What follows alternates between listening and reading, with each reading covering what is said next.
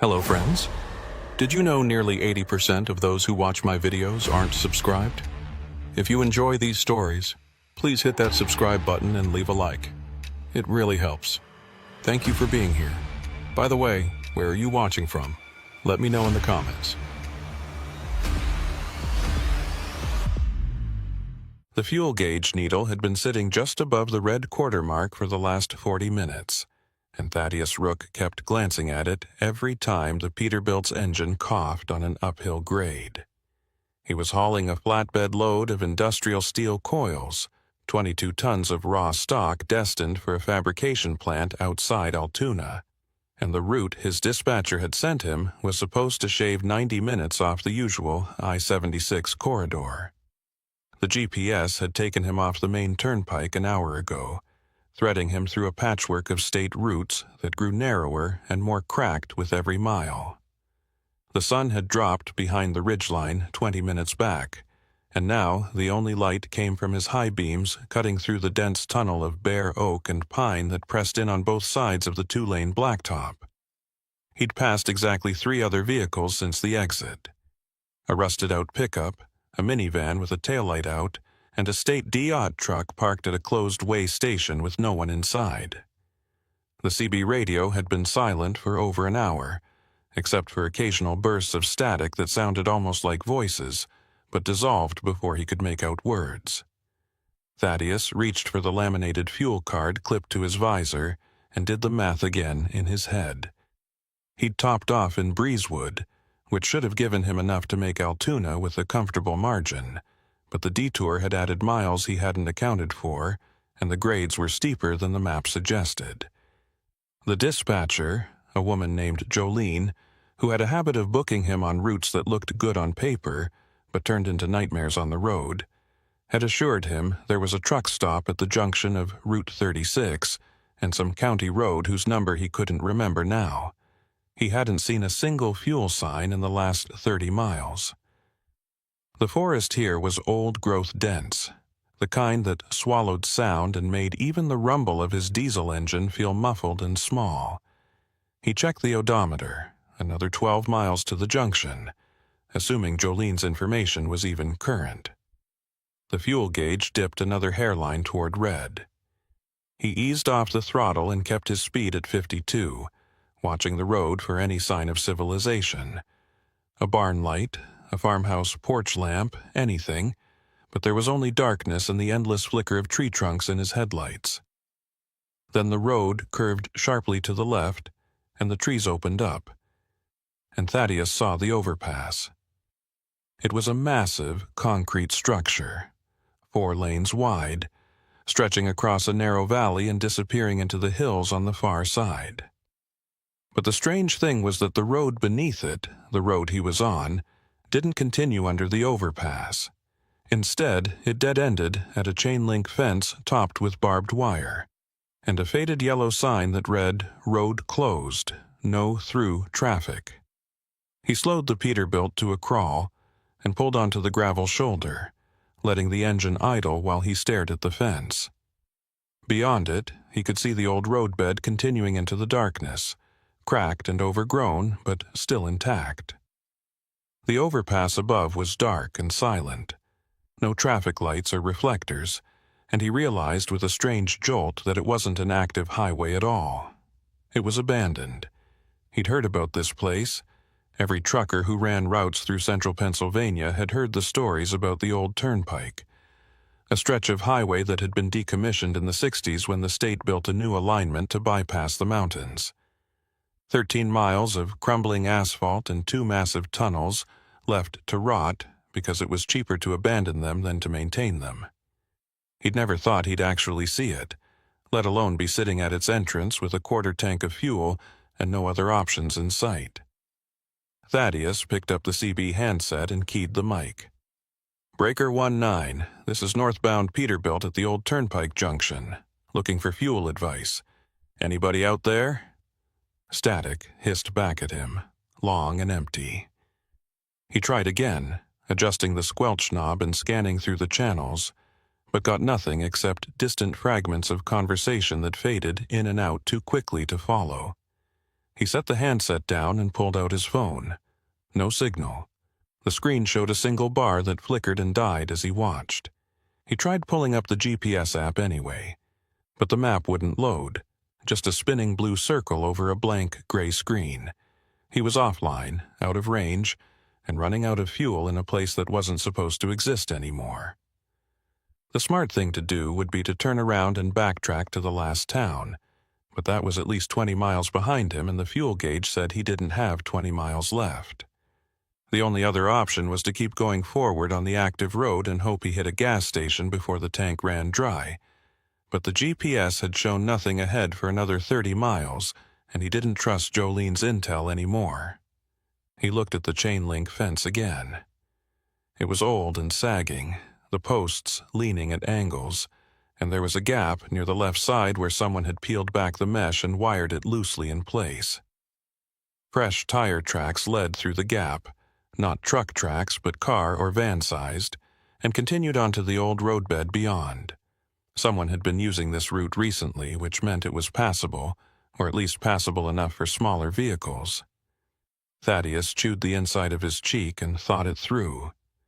If the old turnpike ran 13 miles through the mountains and came out somewhere on the other side, there was a chance, slim but real, that there might be an access road or a maintenance depot where he could find fuel or at least a phone signal to call for help.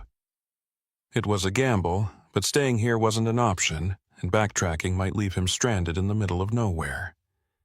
He shifted the Peterbilt into gear and eased forward, angling toward the gap in the fence. The chain link scraped along the side of the trailer with a metallic shriek that made him wince. But then he was through and rolling onto the old roadbed. The pavement cracked and buckled, but still solid enough to hold the weight. The road ahead was darker than anything he'd driven through before. The trees closed in on both sides, their branches forming a canopy overhead that blocked out even the faint starlight, and the road surface was littered with leaves and broken branches and chunks of concrete that had spalled off the edges. His headlights picked out the faded yellow center line and the rusted guardrails that lined the curves, and every so often he'd pass a milepost marker, the numbers weathered and illegible. The engine sounded louder here, echoing off the trees in a way that made him feel like he was driving through a tunnel, even though he was still in open air.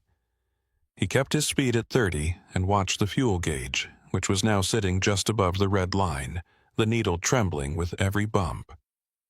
The CB radio crackled again, a burst of static that almost sounded like words. Pull over, stop.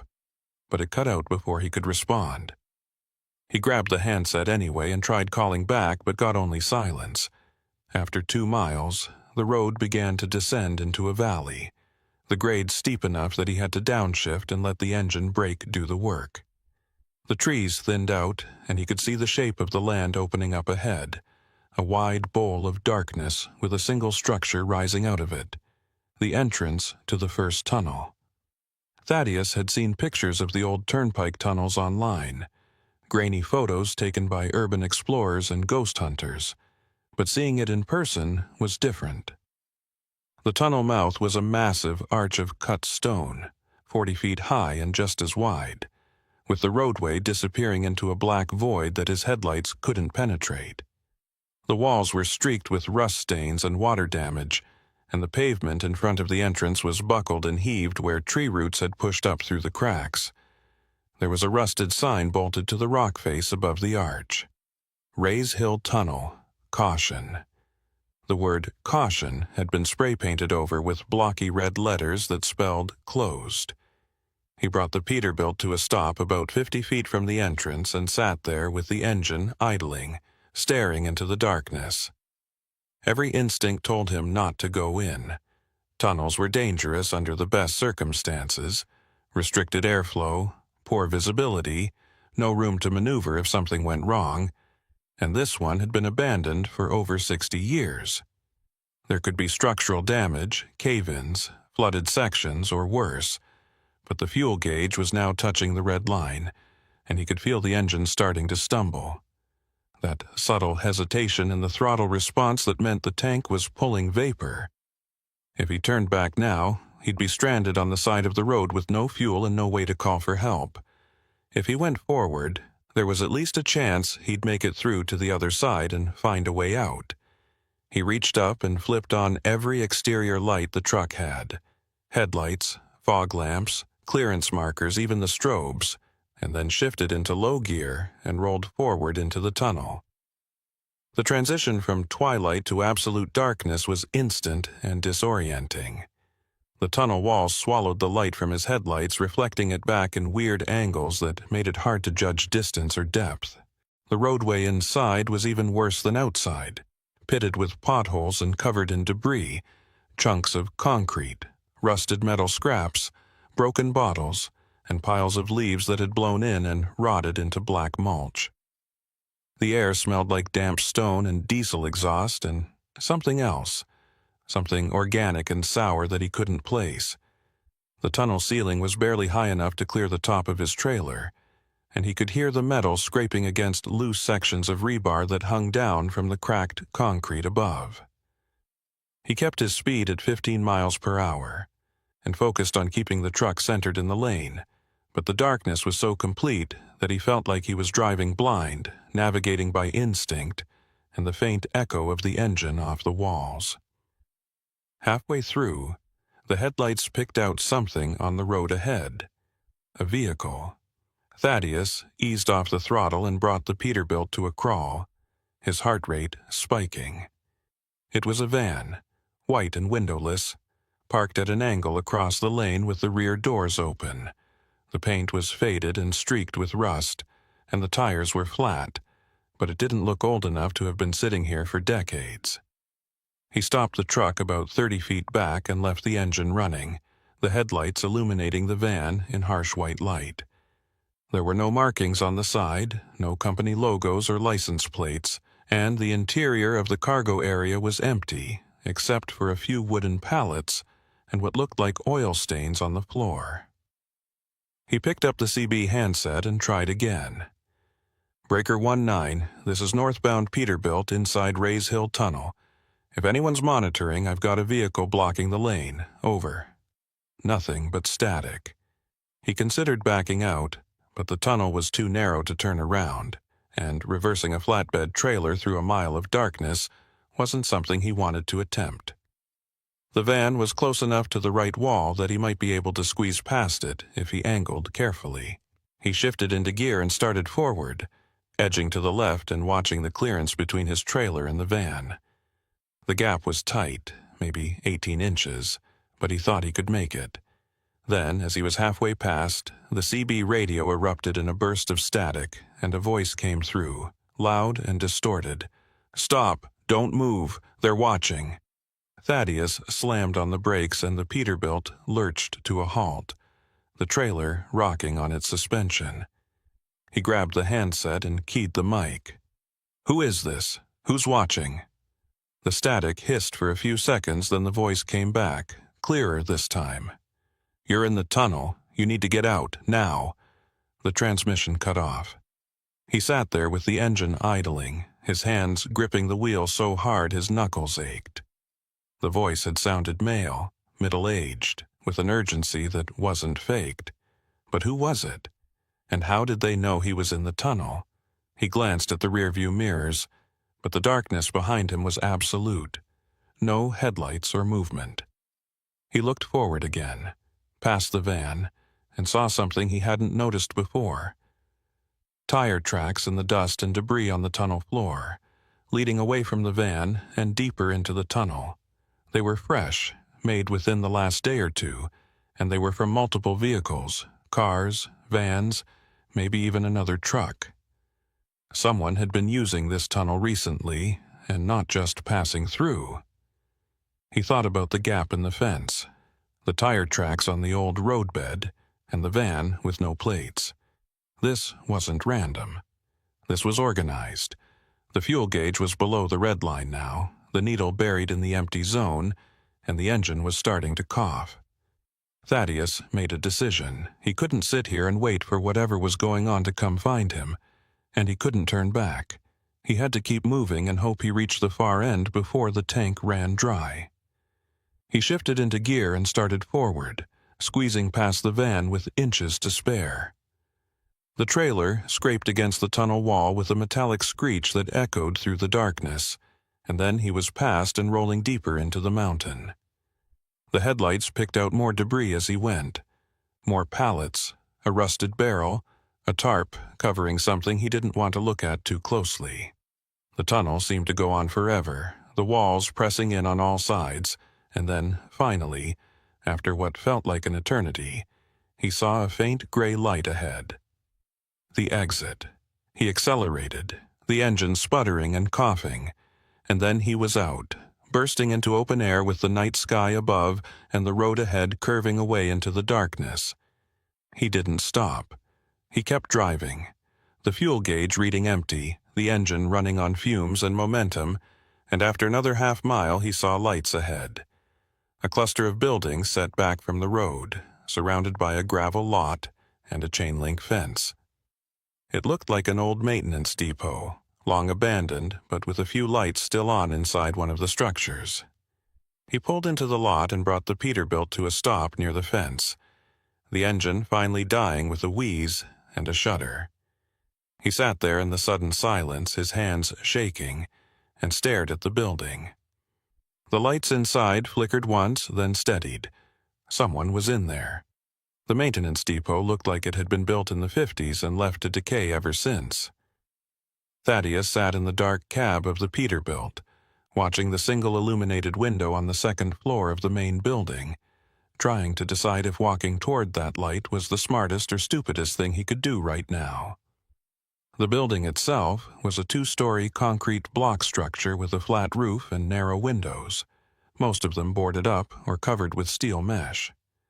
The gravel lot around it was littered with rusted equipment, old road graders, a fuel truck with no wheels, stacks of concrete barriers overgrown with weeds.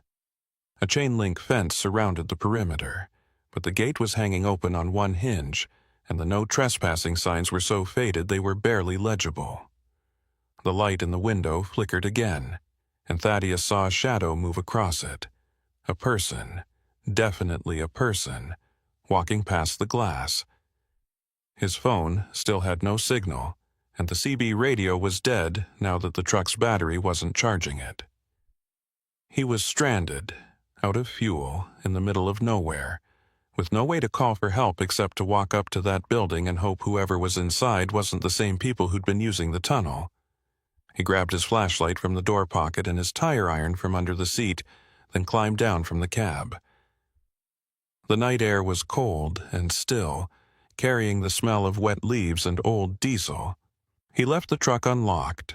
If someone wanted to steal a flatbed with no fuel and 22 tons of steel coils, they were welcome to it, and started walking toward the building. His boots crunched on the gravel, loud in the silence, and he kept the flashlight pointed at the ground to avoid announcing his arrival too obviously. As he got closer, he could see that the building's ground floor was mostly garage bays. The roll-up doors rusted shut or blocked with wooden pallets. The entrance was a steel door on the side, propped open with a cinder block, and a faint glow of light spilled out from inside. He paused at the threshold and called out. "Hello? Anyone here? I need help." His voice echoed off the concrete walls inside. No response. He stepped through the doorway into a long hallway lined with empty offices and storage rooms, the floors covered in dust and broken glass. At the far end, a metal staircase led up to the second floor where the light was coming from. Thaddeus started up the stairs, each step creaking under his weight. The tire iron held loosely at his side. The second-floor hallway was better maintained than the ground level. The dust wasn't as thick, and there were recent footprints in the grime on the floor, multiple sets leading in and out of the rooms. He followed them to the lit room at the end of the hall and stopped in the doorway. It was an office, maybe 20 by 15 feet, with a metal desk pushed against one wall and a pair of filing cabinets in the corner. A camping lantern sat on the desk, casting harsh white light across stacks of paper and what looked like ledgers or logbooks. The walls were covered in maps, road maps, topographical surveys, blueprints of the tunnel system, with routes marked in colored pen and post-it notes scribbled with dates and numbers. But the room was empty. Whoever had been here was gone now, and they'd left in a hurry. One of the desk drawers was half open, papers spilling out onto the floor, and a coffee mug was still steaming next to the lantern. He walked to the desk and looked at the papers. They were manifests, shipping documents listing cargo types, weights, pickup and delivery locations. Most of them were for standard freight, machine parts, raw materials, palletized goods. But several had handwritten notes in the margins. No way, back route only, cash on delivery. The dates ranged from 6 months ago to last week. Thaddeus picked up one of the ledgers and flipped through it. Each page was divided into columns: date, vehicle type, cargo description, entry time, exit time. The entries went back years, hundreds of them, all using the abandoned turnpike as a route. He set the ledger down and looked at the maps on the wall. Someone had marked every access point to the old highway, every gap in the fences, every side road that connected to it. The tunnels were highlighted in red, with notes about clearance heights and weight limits and blind spots, where line of sight was blocked. This wasn't just casual trespassing. This was a logistics operation, organized and deliberate, using the abandoned turnpike as an off-grid corridor to move cargo without inspection or documentation. A sound from downstairs made him freeze. Footsteps, slow and deliberate, coming up the metal staircase. Thaddeus turned toward the door and gripped the tire iron tighter. The footsteps reached the top of the stairs and stopped. Then a voice called out, deep and measured, "You're not supposed to be here." Thaddeus stayed where he was and called back, "Neither are you, I'm guessing." The footsteps resumed, coming down the hallway, and then a man appeared in the doorway. He was tall and lean, maybe 60, with a weathered face and close-cropped gray hair. He wore a dark canvas jacket with a patch on the shoulder that read Pennsylvania State Police, but the uniform underneath looked old and faded, like it hadn't been regulation in decades. His hand rested on the grip of a flashlight clipped to his belt, but he wasn't holding it like a weapon. He looked at Thaddeus, then at the tire iron, then at the papers on the desk. His expression didn't change. "You ran out of fuel," he said. It wasn't a question. Thaddeus nodded. "Came through the tunnel, saw the lights here." The man stepped into the room and looked at the maps on the wall, his jaw tightening. "You shouldn't have come through the tunnel." "Didn't have much choice," Thaddeus said. "I'm hauling a load to Altoona, and my dispatcher sent me on a route that doesn't have any fuel stops. The old turnpike was the only way through." The man turned to look at him, his eyes sharp. "Your dispatcher sent you here? What's her name?" Thaddeus hesitated, then said, "Jolene. Works out of a brokerage in Harrisburg." The man's expression didn't change, but something shifted in his posture, a subtle tension. "She sent a lot of drivers this way?" "I don't know," Thaddeus said. "This is the first time I've been routed through here. Why?" The man didn't answer. He walked to the desk and started gathering up the papers, stuffing them into a leather satchel that had been sitting on the floor. "You need to leave," he said. "Get your truck out of this lot and back onto an active road. There's a state route 3 miles north that'll take you to a fuel station." "My truck's out of fuel," Thaddeus said. "I can't drive 3 feet, let alone 3 miles." The man stopped packing and looked at him. "Then you need to call a tow." "No signal out here," Thaddeus said, holding up his phone. "And my CB's dead, that's why I came looking for help."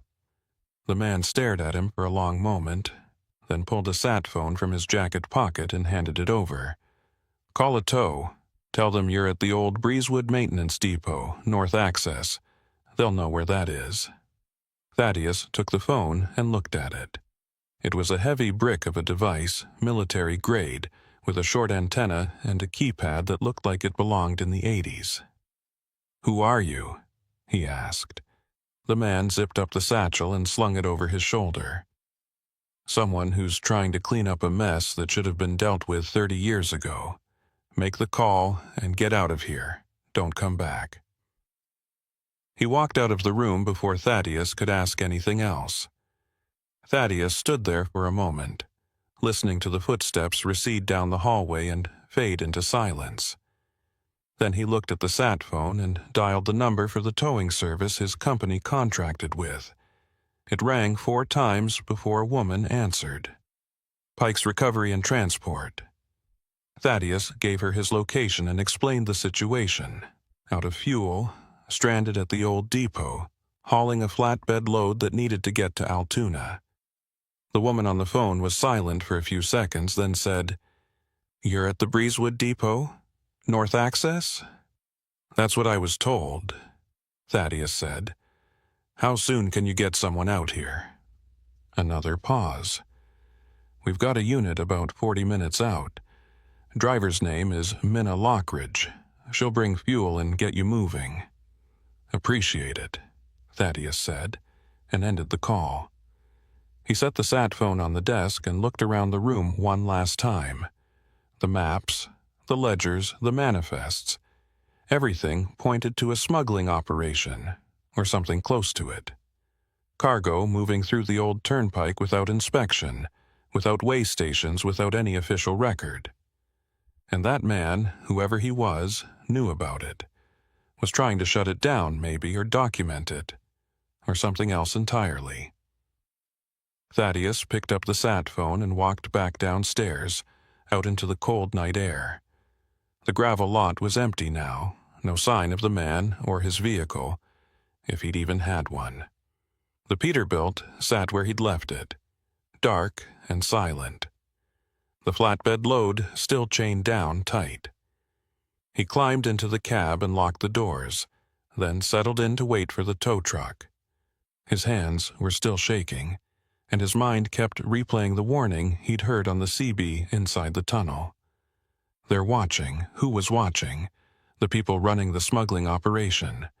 The man at the depot. Someone else entirely. He pulled out his own phone and tried again to get a signal, but still nothing.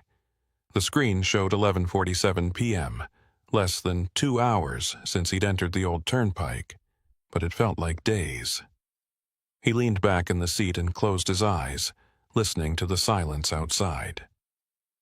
40 minutes later, headlights swept across the lot, and a tow truck pulled in. A big, red, Peterbilt wrecker with a fuel tank mounted on the flatbed. The driver climbed out. A woman in her 50s, compact and wiry, with short gray hair and grease-stained coveralls. She walked up to Thaddeus's door and knocked on the window. He unlocked it and she pulled it open. "You the one who called for fuel?" she asked. Her voice was rough, like she'd spent half her life breathing diesel fumes. Thaddeus nodded. "That's me. Thanks for coming out."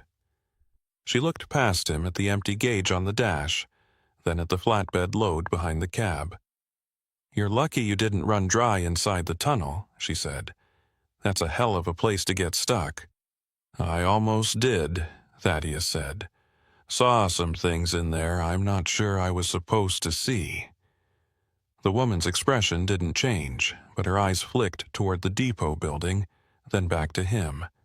"Best not to talk about it," she said.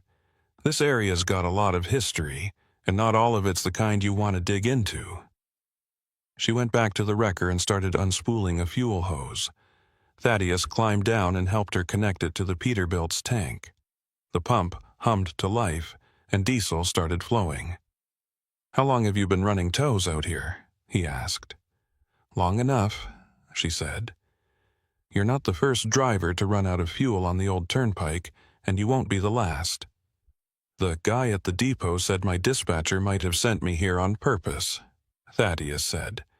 "That make any sense to you?" The woman looked at him, her face unreadable in the harsh light from the wrecker's work lamps. Depends on who your dispatcher works for, she said. Some brokerage firms have arrangements with certain carriers, routes that don't show up on the official logs, loads that need to move quiet. You're saying my company's involved in this? Thaddeus asked. She shrugged. I'm saying there's a lot of freight moving through these mountains that nobody wants to talk about. If your dispatcher sent you through the old turnpike, either she didn't know what she was doing, or she knew exactly what she was doing. The fuel pump clicked off, and she disconnected the hose. Thaddeus paid her with his company card, and she handed him a receipt. You want my advice? She said. Get your load delivered and don't ask questions. Whatever you saw in that tunnel, forget about it. The people running this operation don't like loose ends. She climbed back into the wrecker and drove off, leaving Thaddeus alone in the lot again. He got back in the Peterbilt and started the engine, checking the gauges. Full tank, oil pressure good, no warning lights.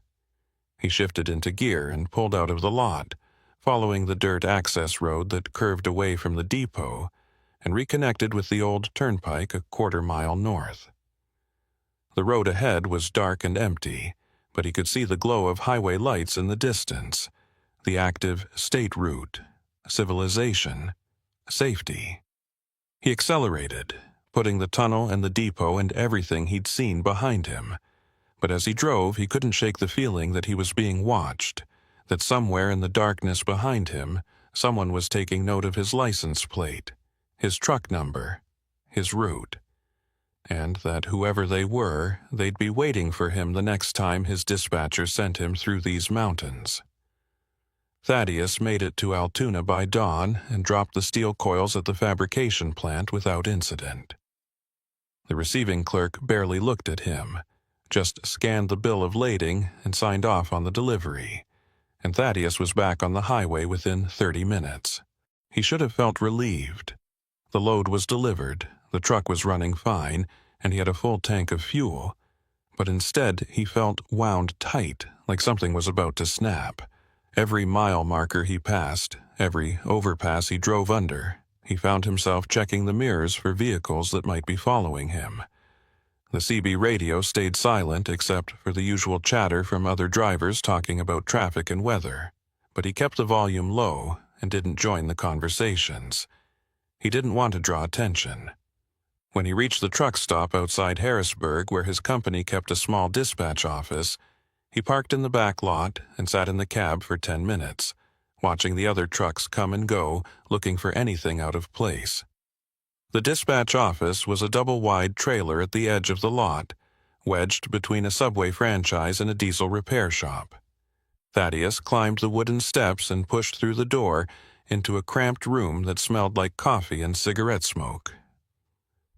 Jolene was sitting at her desk, typing on a keyboard that looked like it dated back to the 90s, her eyes fixed on the monitor in front of her. She was in her 40s, heavy-set, with frizzy blonde hair pulled back in a ponytail and a Bluetooth earpiece permanently attached to her head. She didn't look up when he walked in. "You're early," she said. "I didn't have you clocked in until noon." Thaddeus walked to the desk and set his logbook down in front of her. "We need to talk about the route you sent me on." Jolene glanced at the logbook, then back at the monitor. "What about it? You made the delivery, didn't you?" "Yeah, I made it," Thaddeus said. "But not before I ran out of fuel and had to go through the old turnpike. The abandoned one, with the tunnels." Jolene stopped typing. Her fingers hovered over the keyboard for a moment. Then she slowly turned to look at him. Her expression was carefully neutral, but he could see the calculation happening behind her eyes. "The abandoned turnpike," she repeated.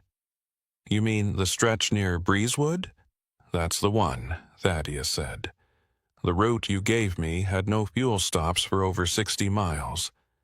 I ran dry and had to detour through a decommissioned highway that's been closed since the 60s. And while I was in there, I found some things that make me think you knew exactly what you were doing when you sent me that way."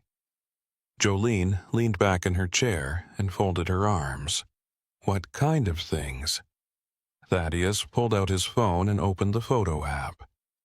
Before leaving the depot, he'd taken pictures of the maps and manifests in the office. Not many, just enough to document what he'd seen. He held the phone up so Jolene could see the screen.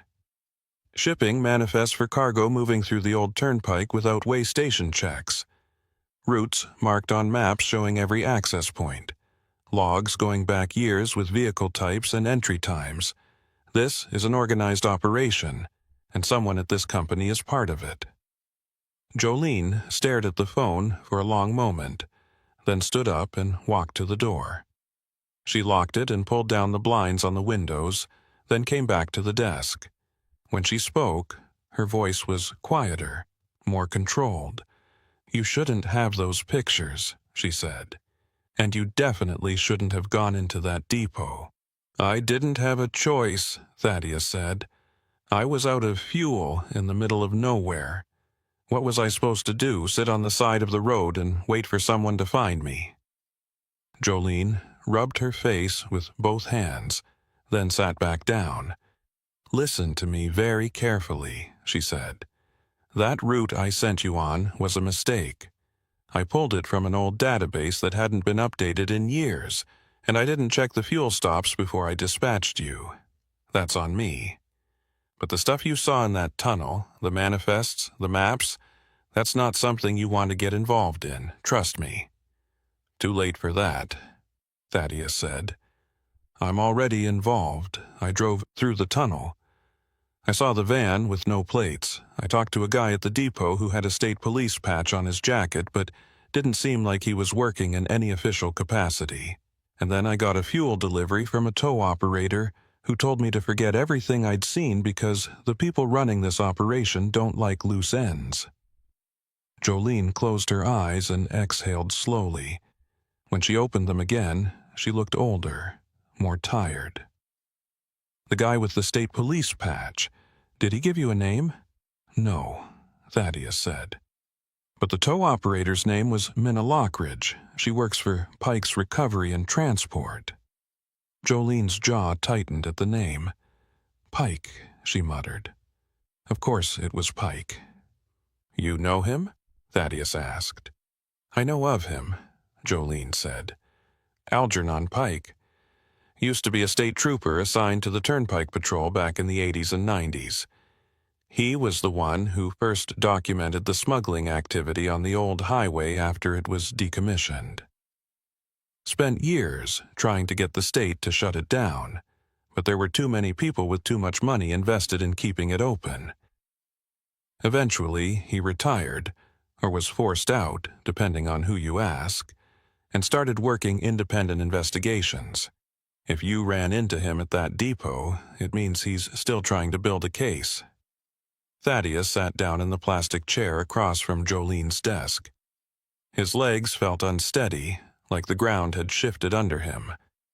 "So this is real," he said. "The smuggling operation. It's actually happening." "Has been for decades," Jolene said. "The old turnpike's been used as an off-grid route since the day it was closed. No way stations, no patrol, no surveillance. Perfect for moving cargo that doesn't want to be documented. Drugs, stolen goods, black market electronics, anything that needs to get from point A to point B without a paper trail. The people running it have connections in law enforcement, in state government, in freight companies like ours. They pay well, and they don't tolerate mistakes. And you're part of it," Thaddeus said. It wasn't a question. Jolene looked at him for a long moment, then nodded. "Not by choice," she said. 3 years ago, I got behind on my mortgage after my divorce. One of the company executives offered to cover my payments if I'd help route certain loads through certain areas.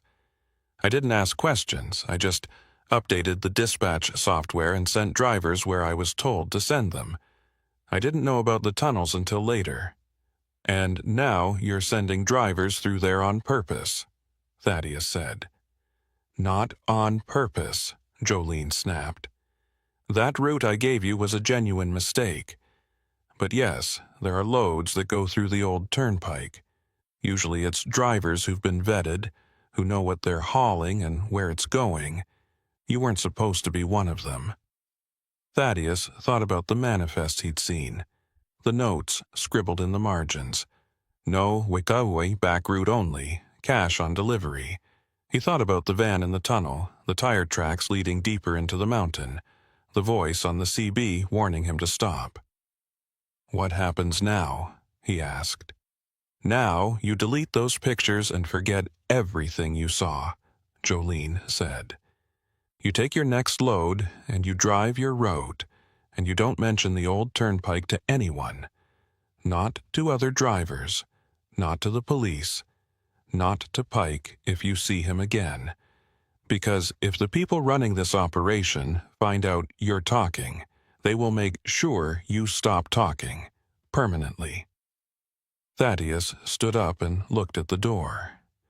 He could walk out right now, report everything to the state police, hand over the pictures and let them deal with it.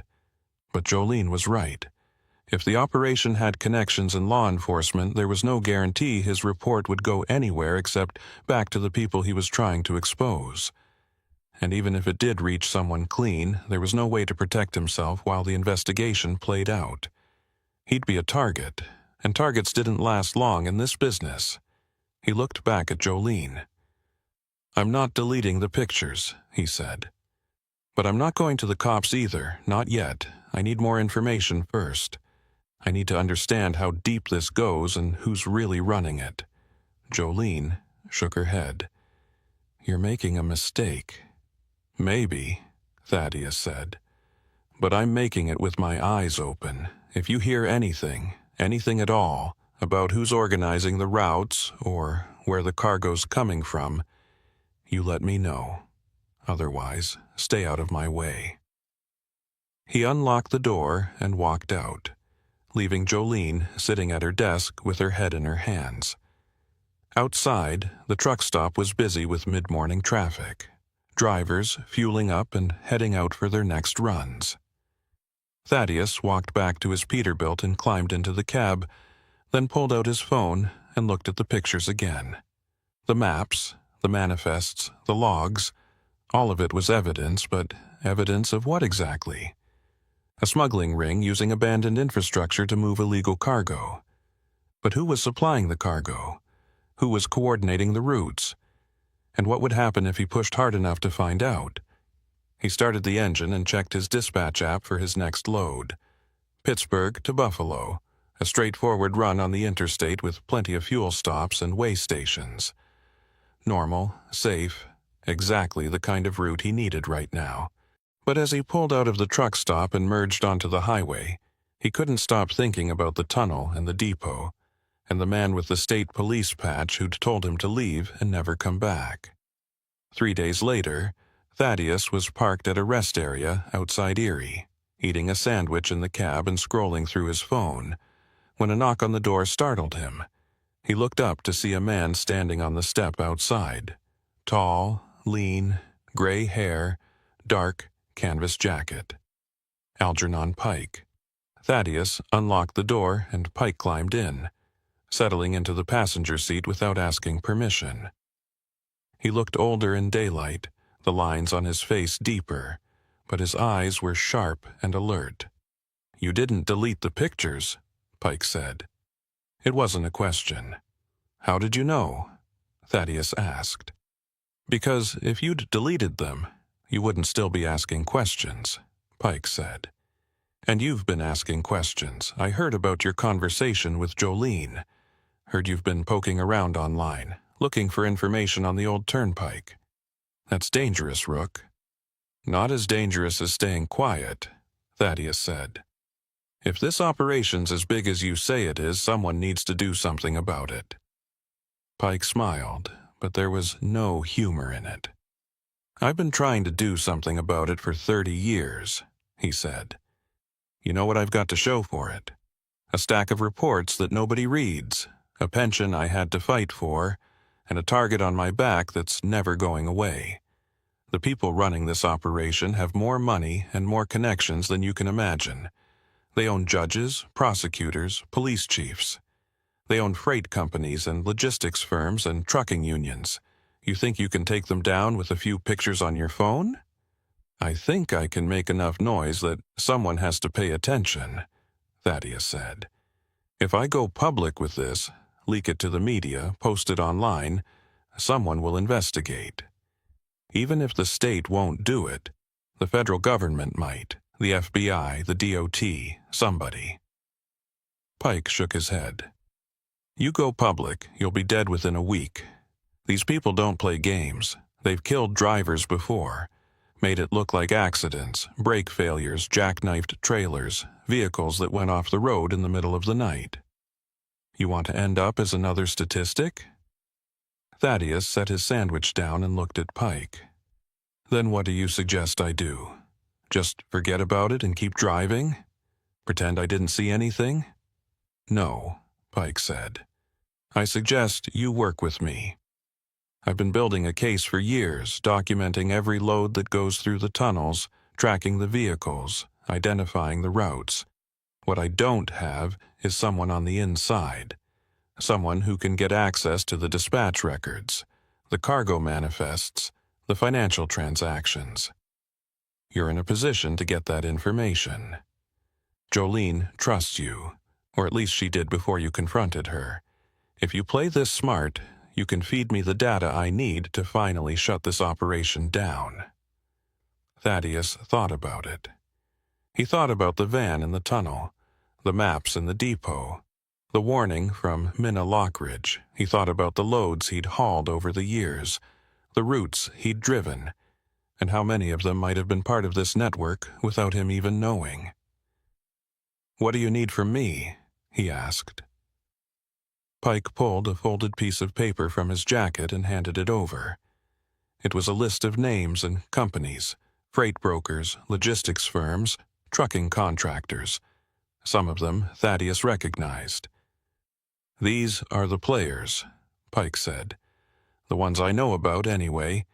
If you can get access to your company's dispatch records for the last 5 years, routes, cargo descriptions, driver assignments, I can cross-reference them with my data and build a pattern. Once I have that, I can take it to the feds and make a case they can't ignore." "And if I get caught?" Thaddeus asked. "If Jolene or anyone else figures out what I'm doing?" "Then you disappear," Pike said bluntly. "You take whatever money you've got saved and you get as far away from here as you can. New city, new job, new identity if you have to. Because once they know you're a threat, they won't stop until you're dealt with." Thaddeus folded the paper and put it in his pocket. "I'll think about it," he said. Pike nodded and climbed out of the cab. "Don't think too long," he said.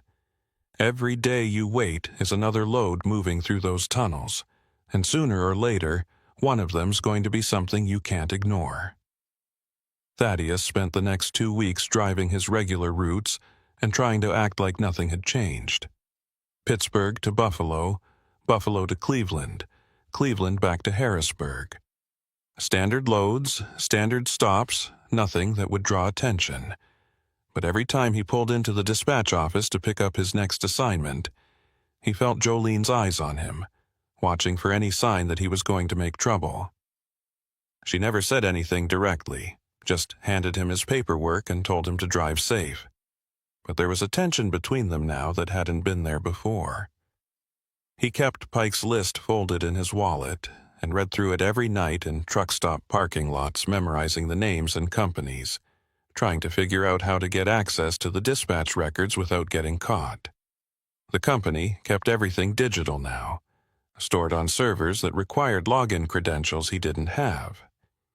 Jolene's workstation was the only terminal in the trailer office, and she never left it unattended. He'd need another way in. The opportunity came on a Friday afternoon when he delivered a load to a warehouse in Scranton and got back to the dispatch office just after 5 p.m. Jolene was packing up her things, shoving folders into a canvas tote bag, and shutting down her computer. She looked exhausted, dark circles under her eyes and her hair coming loose from its ponytail. "I'm heading out early," she said when Thaddeus walked in. "If you need your next load, it's in the system. Just pull it up on your phone." "You okay?" Thaddeus asked. He wasn't trying to be friendly. He genuinely wanted to know if the stress was getting to her, if she was about to crack. Jolene gave him a hard look. "I'm fine," she said. "Just need a weekend away from all this." She grabbed her tote bag and walked out, letting the door slam behind her. Thaddeus waited until he heard her car start and drive off, then walked to her desk. The computer monitor was dark, the workstation locked. He tried the obvious passwords, her name, the company name, variations of both, but none of them worked. The system was protected, and he didn't have the skills to bypass it. He was about to give up when he noticed the filing cabinet in the corner. It was old, metal, with a lock that looked like it hadn't been changed since the 80s. He pulled a multi-tool from his pocket and used the flathead screwdriver to pry at the lock mechanism. It took less than 30 seconds to pop it open. Inside were hanging folders organized by year and route number, each one stuffed with printed manifests, bills of lading, and driver logs. Thaddeus pulled out the folders for the last 5 years and spread them across the desk. Most of the documents were standard, legitimate freight moving through normal routes, everything documented and accounted for. But mixed in among them were sheets that had been printed on different paper, slightly yellowed and rough-textured, with handwritten notes in the margins. He pulled one out and examined it. The manifest listed a load of machine parts being transported from a warehouse in Philadelphia to a distribution center in Columbus, but the route section had been left blank. No highway numbers, no mile markers, just a handwritten note that said BR36 and a timestamp. He pulled out another sheet. Same thing. Legitimate cargo description, legitimate origin and destination, but no documented route. Just BR36 or BR50 or BR Breeze. Backroads. The old turnpike. Thaddeus spent the next hour pulling every sheet with a handwritten route code and photographing them with his phone. He found over 200 documents spanning 5 years, all of them using the back route designations, all of them listing cargo that sounded legitimate but had no way station records attached. When he was done, he put the folders back in the cabinet, closed the lock as best he could, and left the office. His hands were shaking as he climbed into his truck and started the engine. He had what Pike needed, proof that the company was routing freight through the old turnpike on a regular basis, proof that it had been going on for years. But he also had a sick feeling in his stomach, because now he was committed. Once he handed this information over to Pike, there was no walking it back. He'd be a witness, an informant, and if the operation found out, Jolene's warning would come true. He pulled out of the lot and drove to a rest area 20 miles south, then sent Pike a text from a burner phone he'd bought at a truck stop. "I have what you need. Where do we meet?" Pike's response came 10 minutes later. "Abandoned way station, Route 220 northbound. Mile marker 47. Midnight." Thaddeus checked the time. It was just past 7 p.m., which gave him 5 hours to drive the route and make sure he wasn't being followed. He merged onto the interstate and kept his speed steady, watching the mirrors for any vehicle that stayed behind him for too long. By the time he reached the way station, it was 11:45, and the highway was nearly empty. The way station had been closed for years, its scale platforms cracked and overgrown with weeds, the inspection building boarded up and covered in graffiti. Thaddeus pulled into the access road and parked near the far end, killing the lights but leaving the engine running. He sat in the darkness and waited. At midnight, a set of headlights turned into the way station and a gray pickup truck pulled up next to the Peterbilt. Algernon Pike climbed out and walked to the passenger side of the cab. Thaddeus unlocked the door and Pike got in, bringing with him the smell of cold air and old coffee. "You got the records?" Pike asked. Thaddeus handed over his phone with the photos loaded. Pike scrolled through them slowly, his expression hardening with each image. When he finished, he handed the phone back.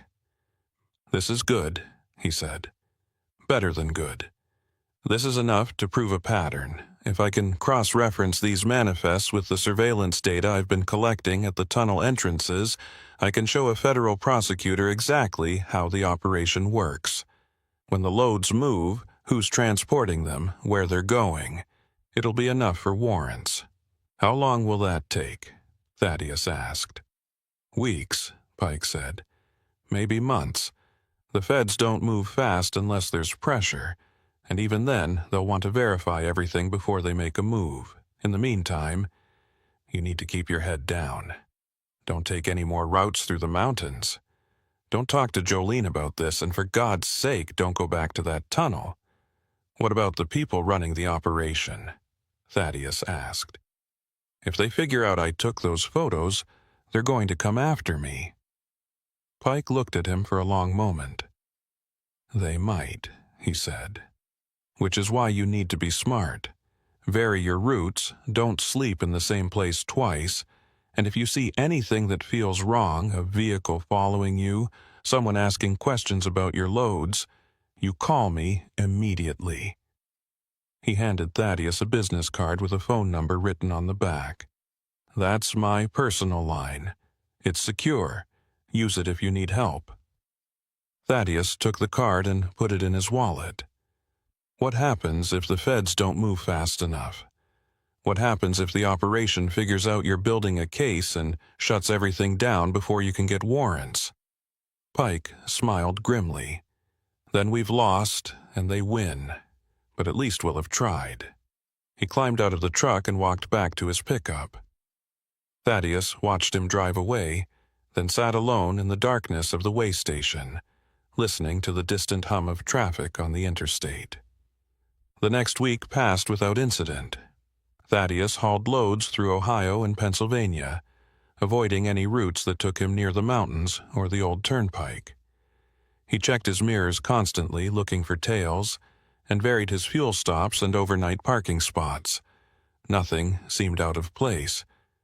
But on Thursday afternoon, while he was unloading a shipment at a warehouse in Harrisburg, his phone buzzed with a text from an unknown number. "We need to talk. Meet me at the depot. Tonight." He stared at the message, his pulse quickening. The depot. That could only mean the Breezewood Maintenance Depot, the place where he'd first encountered Pike and found the smuggling records. He deleted the message and tried to focus on finishing the unload, but his hands were shaking and his mind was racing. Someone knew. Someone had figured out that he'd been at the depot, that he'd taken photos, that he was working with Pike. And now they wanted to meet. He could ignore the message, pretend he'd never seen it, but that would only buy him time. If they wanted to find him, they would. The question was whether he should go to the meeting and find out what they wanted, or disappear right now and hope Pike's case moved fast enough to protect him. He finished the unload and climbed back into his truck, pulling out of the warehouse lot and onto the highway. His next load wasn't scheduled until tomorrow morning, which gave him the night to decide. He drove north on Route 15, watching the sun drop behind the ridgeline, and by the time he reached the turnoff for the old turnpike access road, it was almost dark. He sat at the intersection with his turn signal blinking, the engine idling, trying to convince himself that going to the depot was the stupidest thing he could possibly do. But he couldn't stop thinking about the message. "We need to talk." Not a threat, not a warning, just a request. Maybe it was Pike, using a burner phone to avoid being tracked. Or maybe it was someone else, someone who wanted to offer him a deal or scare him into silence. Either way, he needed to know. He turned onto the access road and drove toward the depot. The maintenance building looked exactly the same as it had 2 weeks ago, dark, abandoned, surrounded by rusted equipment and overgrown weeds. But this time there was a vehicle in the lot, a white van with no markings, parked near the entrance to the main building. Thaddeus pulled the Peterbilt to a stop 50 feet away and left the engine running. He grabbed his flashlight and his tire iron, then climbed down and walked toward the van. The rear doors were closed, and there was no one visible inside the cab. He circled around to the front of the building and saw that the steel door was propped open again, just like before. He called out, "Hello? Anyone here?" No response. He stepped through the doorway into the dark hallway, the flashlight beam cutting through the dust and shadows. The building was silent except for the faint sound of wind whistling through broken windows. He made his way to the staircase and started up to the second floor, each step creaking under his weight. The office at the end of the hall was lit again, the same camping lantern sitting on the desk casting harsh light across the room. But this time the walls were empty. No maps, no manifests, no documents. Everything had been stripped away. And sitting in the chair behind the desk was Minna Lockridge. The tow operator looked up when he entered, her expression unreadable. She was wearing the same grease-stained coveralls, and her short gray hair was tucked under a baseball cap. On the desk in front of her was a manila envelope, thick and sealed. "You came," she said. It wasn't a question. "You sent the text," Thaddeus said. "I figured I didn't have much choice."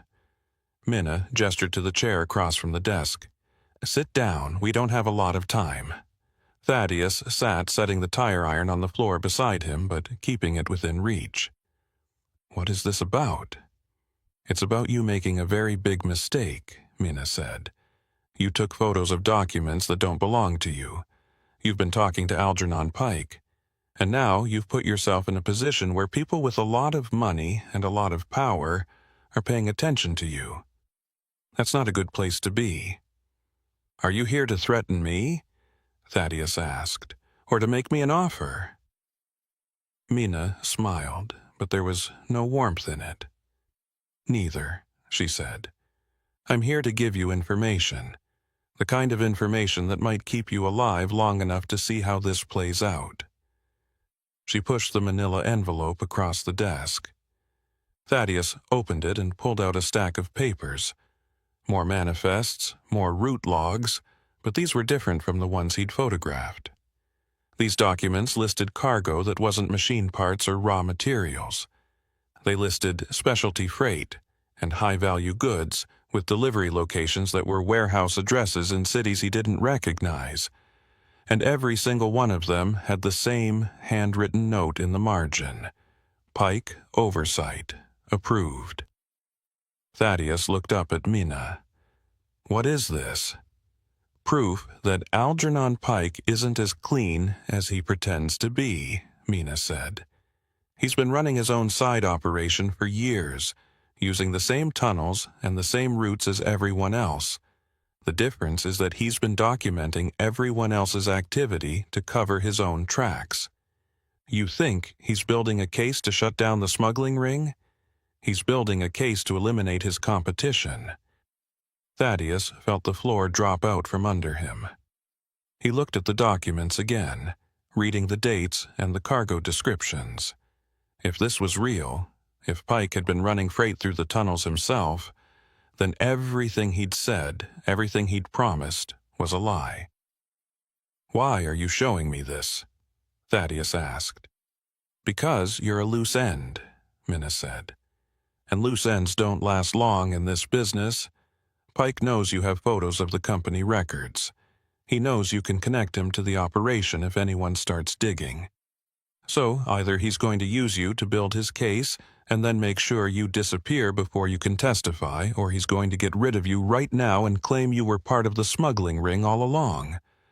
Either way, you're not walking away from this." Thaddeus set the papers down on the desk, his hands trembling. "So what am I supposed to do?" Minna leaned back in her chair and folded her arms. "You leave, tonight. You get in your truck and you drive as far away from here as you can. You don't contact Pike, you don't go to the police, you don't try to be a hero, you just disappear. And if you're smart, you stay disappeared." Thaddeus looked at her for a long moment. And if I don't? Then you'll end up like the other drivers who ask too many questions, Minna said. There's a reason the old turnpike has a reputation, Rook. It's not just because of the tunnels or the smuggling. It's because people go in there and they don't come out. And the ones who do come out are smart enough to keep their mouths shut. She stood up and walked to the door. You've got until sunrise to make your decision. After that, I can't help you. She left, her footsteps echoing down the hallway and fading into silence. Thaddeus sat alone in the office, staring at the documents on the desk. He pulled out his phone and looked at the business card Pike had given him, the secure number written on the back. He could call right now, confront Pike, demand an explanation. But what if Minna was telling the truth? What if Pike was playing both sides? He thought about the van in the tunnel, the voice on the CB warning him to stop, the way Pike had found him so easily at the rest area. He thought about Jolene's fear, Minna's warning, and the manifests with Pike's name in the margins. He stood up and walked out of the office, down the stairs, and out into the cold night air. The white van was gone now, and his Peterbilt sat alone in the gravel lot, the engine still idling.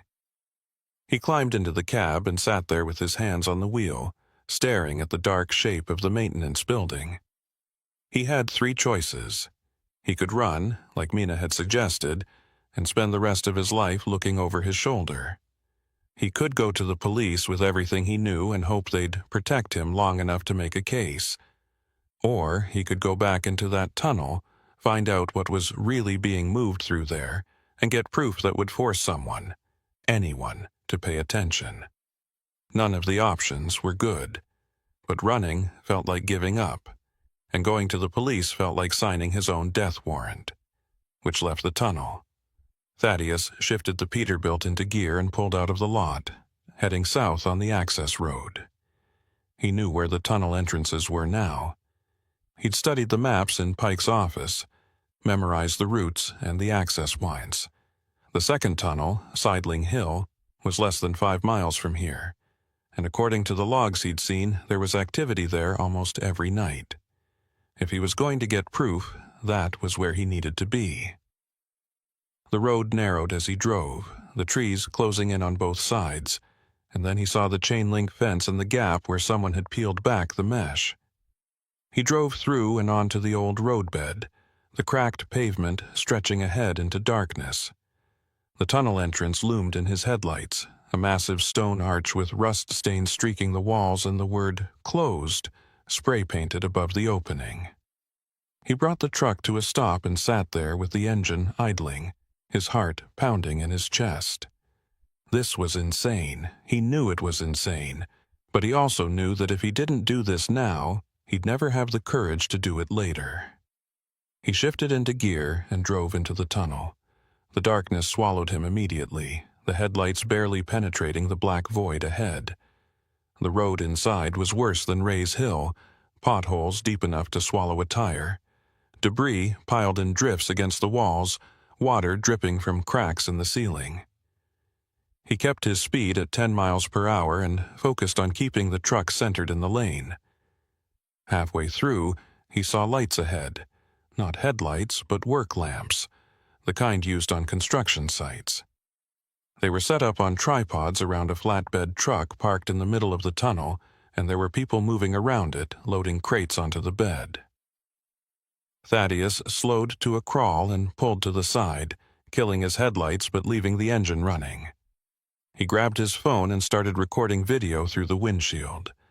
The people loading the truck were wearing dark clothes and moving quickly, efficiently, like they'd done this 100 times before. The crates were unmarked, but they were heavy. 2 men struggled to lift each one. And standing near the cab of the flatbed, supervising the operation, was Algernon Pike. Thaddeus felt his blood run cold. Minna had been telling the truth. Pike wasn't building a case against the smuggling ring. He was part of it. And now Thaddeus had video proof. He kept recording for another 30 seconds, capturing Pike's face in the harsh light of the work lamps. then stopped the video and put the phone in his pocket. He needed to get out of here before they noticed him. He shifted into reverse and started backing out of the tunnel, moving as quietly as he could. But the Peterbilt's backup alarm started beeping, loud and piercing in the confined space, and he saw the figures around the flatbed turn toward him. Pike shouted something, and the work lamps swung in his direction, blinding him. Thaddeus threw the truck into drive and hit the accelerator, the engine roaring as the tires fought for traction on the wet pavement. Behind him, he heard shouting and the sound of a vehicle starting. He didn't look back. He just drove, pushing the Peterbilt as fast as it would go through the tunnel, the walls flashing past in the headlights. He burst out of the exit and onto the open roadbed, accelerating hard, the flatbed trailer fishtailing behind him. In the rearview mirror, he saw headlights emerge from the tunnel, Pike's pickup gaining fast. The old turnpike stretched ahead, cracked and broken, and Thaddeus pushed the truck to 60, 70, the engine screaming. He reached the gap in the fence and drove through, the chain link scraping along the trailer, and then he was on the active state route, merging into traffic. Pike's truck stayed behind him for another mile, then fell back and disappeared. Thaddeus kept driving, his hands locked on the wheel, his breath coming in ragged gasps. He didn't stop until he reached a truck stop 30 miles north, where he parked in the back lot and sat in the darkness with the engine off. His phone was still in his pocket, the video still saved. He pulled it out and watched it again, Pike's face in the work lamp light. The crates being loaded. The flatbed truck with no plates. It was proof. Real, undeniable proof. But proof of what exactly? That Pike was dirty? That the operation was bigger than anyone thought? That Thaddeus was now a target for people on both sides of the law? He didn't know. And as he sat there in the dark watching the other trucks come and go, he realized that he might never know. Because the truth about the old turnpike, about who was really running it, about where the cargo was going, about how deep the corruption went, was buried under decades of lies and violence and silence. And the only way to uncover it would be to keep digging, keep asking questions, keep driving into the tunnels even when every instinct told him to run. Thaddeus started the engine and pulled out of the truck stop, heading north on the interstate. He didn't know where he was going, he didn't know who he could trust, but he knew one thing. He wasn't done yet. Not by a long shot. The road stretched ahead into the darkness, and he drove toward it, alone. Boaz Whitlock had been driving the western routes long enough to know that the old highways were dying. Not abandoned like the Pennsylvania Turnpike or the ghost towns scattered across Nevada, but dying slow, bypassed by interstates, forgotten by GPS systems, left to crack and fade under the desert sun while 18-wheelers roared past on the new pavement a mile away. Route 66 was the most famous of the dying roads, romanticized in songs and movies, but the reality was less nostalgic. Most of the original alignment had been paved over or rerouted decades ago, and what remained were disconnected fragments that led nowhere useful, stretches of two-lane blacktop lined with shuttered motels and collapsed gas stations, used only by locals and the occasional tourist chasing history. Boaz had driven parts of the old route before, usually by accident when his GPS glitched or when he missed an interstate exit, but he'd never deliberately sought it out. There was no reason to. The freight business ran on efficiency, and the old highways were anything but efficient, until the dispatcher gave him a load that changed everything. The call came on a Tuesday afternoon while he was unloading paper goods at a distribution center outside Albuquerque. His phone buzzed with a text from the brokerage firm he contracted with. Priority load. Flagstaff to Tucumcari. Pick up tonight. Premium rate. Boaz finished securing the empty flatbed and called the dispatcher back. The woman on the other end, he didn't recognize her voice, which was unusual, gave him the details in a flat, hurried tone. The pickup was at a commercial warehouse on the west side of Flagstaff, the delivery at a processing facility in Tucumcari, and the load was agricultural equipment, 52,000 pounds, tarped and strapped. The premium rate was double his usual per-mile fee, which immediately raised questions, but when he asked why the rush, the dispatcher just said the client was paying for speed and discretion. Discretion, Boaz repeated. What does that mean? It means you take the load, you drive the route we give you, and you don't ask questions, the dispatcher said. You interested or not? Boaz thought about it. Double rate meant he could cover his truck payment for the month with one run, and he needed the money. His Kenworth had been burning oil lately, and the mechanic said the engine needed a rebuild he couldn't afford yet. I'm interested, he said. Send me the details. The route came through 10 minutes later as a PDF attachment, and when Boaz opened it, he frowned. The directions didn't follow I-40, like every sensible route between Flagstaff and Tucumcari would. Instead, it took him north out of Flagstaff on US 89, then east on a series of unmarked county roads that reconnected with the old Route 66 alignment somewhere near the New Mexico border. From there, the route followed the abandoned highway east through a stretch of desert that had been bypassed when the interstate was built in the 60s. The total distance was about 40 miles longer than the direct route, which made no sense if the client was paying for speed.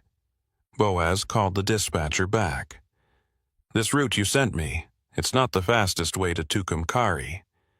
It's the route the client specified, the dispatcher said. Non-negotiable. Why? Boaz asked. What's wrong with taking I-40? Nothing's wrong with it, the dispatcher said. But the client doesn't want their freight on the interstate. They want it moved quiet, off the main roads. That's what you're being paid for. She hung up before he could ask anything else. Boaz sat in the cab of his Kenworth and stared at the route map on his phone. Something about this felt wrong. Legitimate freight didn't avoid interstates, avoiding way stations, avoiding inspection. That was the kind of thing smugglers and black market operators did. But the load description said agricultural equipment, which was about as mundane as freight got, and the warehouse in Flagstaff was a real address, not some unmarked building in an industrial park. He could refuse the load and take the safe route, but then he'd be walking away from the best-paying run he'd been offered in months. And if the client wanted to pay double for a weird route, that was their business, not his.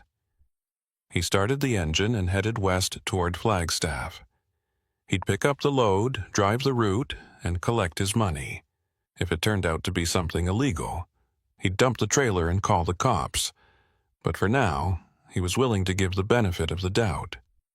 He reached Flagstaff just after sunset and followed the GPS to the warehouse address on the west side of town. It was a low, concrete building surrounded by chain-link fence, set back from the road in an industrial area that looked half-abandoned.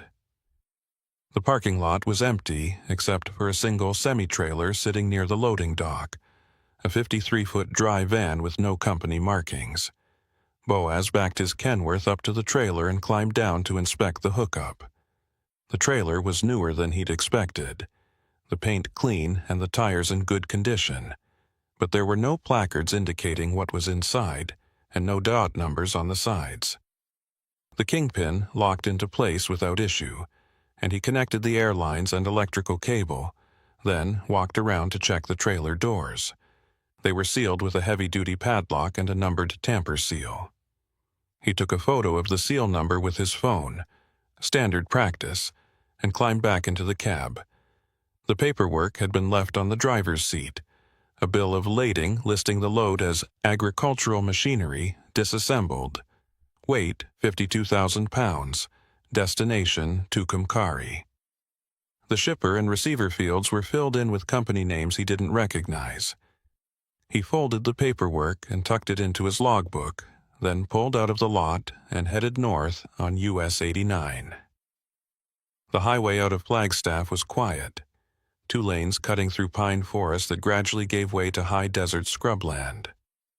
Boaz kept his speed at 60 and watched the fuel gauge, which was sitting just above 3/4. He'd filled up before leaving Albuquerque, which should give him enough to reach Tucumcari with a comfortable margin, assuming the route didn't add too many unexpected miles. The turnoff onto the county roads came 20 miles north of town, marked by a faded sign that said, Holbrook, 47 miles.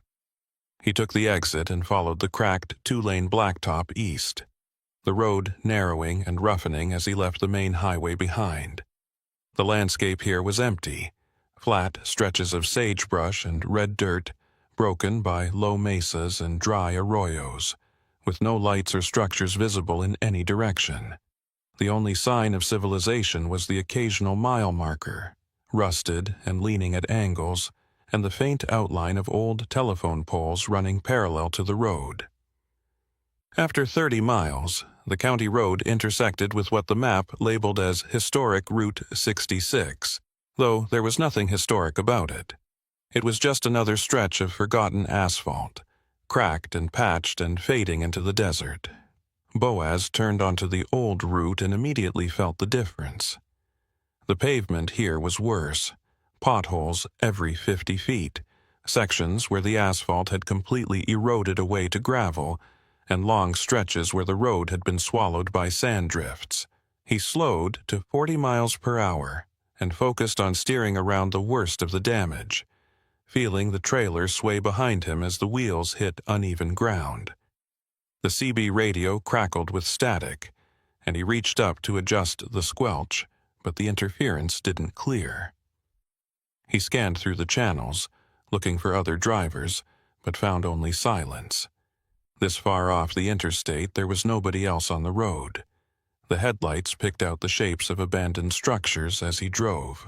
A collapsed motor lodge with its roof caved in, a gas station with empty pump islands and shattered windows, a diner whose sign had long since fallen into the dirt. Each one was marked by a faded mile marker, the numbers barely legible, mile 217, mile 221, mile 225. The markers were evenly spaced, which meant the road had been measured and maintained once, but that had been a long time ago. Then, around mile 230, Boaz noticed something strange. The mile marker was broken. Not weathered or faded, but physically shattered. The metal post snapped off at ground level and the sign lying in the dirt beside the road. He slowed the Kenworth and looked at it as he passed. The break was clean, almost deliberate, like someone had cut it with a torch or smashed it with something heavy. He kept driving, and at mile 232, he saw another broken marker. Then another at mile 234. Every marker from that point forward had been destroyed, the posts cut or bent, the signs torn down or spray-painted over. He picked up the CB handset and keyed the mic, more out of habit than expectation. Breaker 19, this is eastbound Kenworth on Old Route 66 near the New Mexico line. Anyone monitoring? Static hissed back at him. He tried again, switching channels, but got nothing. The road ahead curved to the south, following the contour of a low mesa, and as Boaz rounded the bend, his headlights caught something in the middle of the pavement. He eased off the throttle and brought the Kenworth to a crawl. It was a vehicle, another semi, parked at an angle across both lanes with its hazard lights on. Boaz stopped 50 feet back and left his engine running, the high beams illuminating the other truck. It was an older Peterbilt, a day cab with a 48-foot reefer trailer, painted white with no company logos. The driver's door was hanging open, and the cab was dark. He grabbed his flashlight and his tire iron and climbed down, his boots crunching on the broken asphalt. The air was cold and still, carrying the faint smell of diesel and something else, something metallic and sharp that he couldn't place. He walked toward the Peterbilt slowly, calling out as he approached. "Hey, anyone here? You need help?" No response. The only sound was the idle of his own engine behind him and the faint whisper of wind across the desert. He reached the open door and shined his flashlight inside.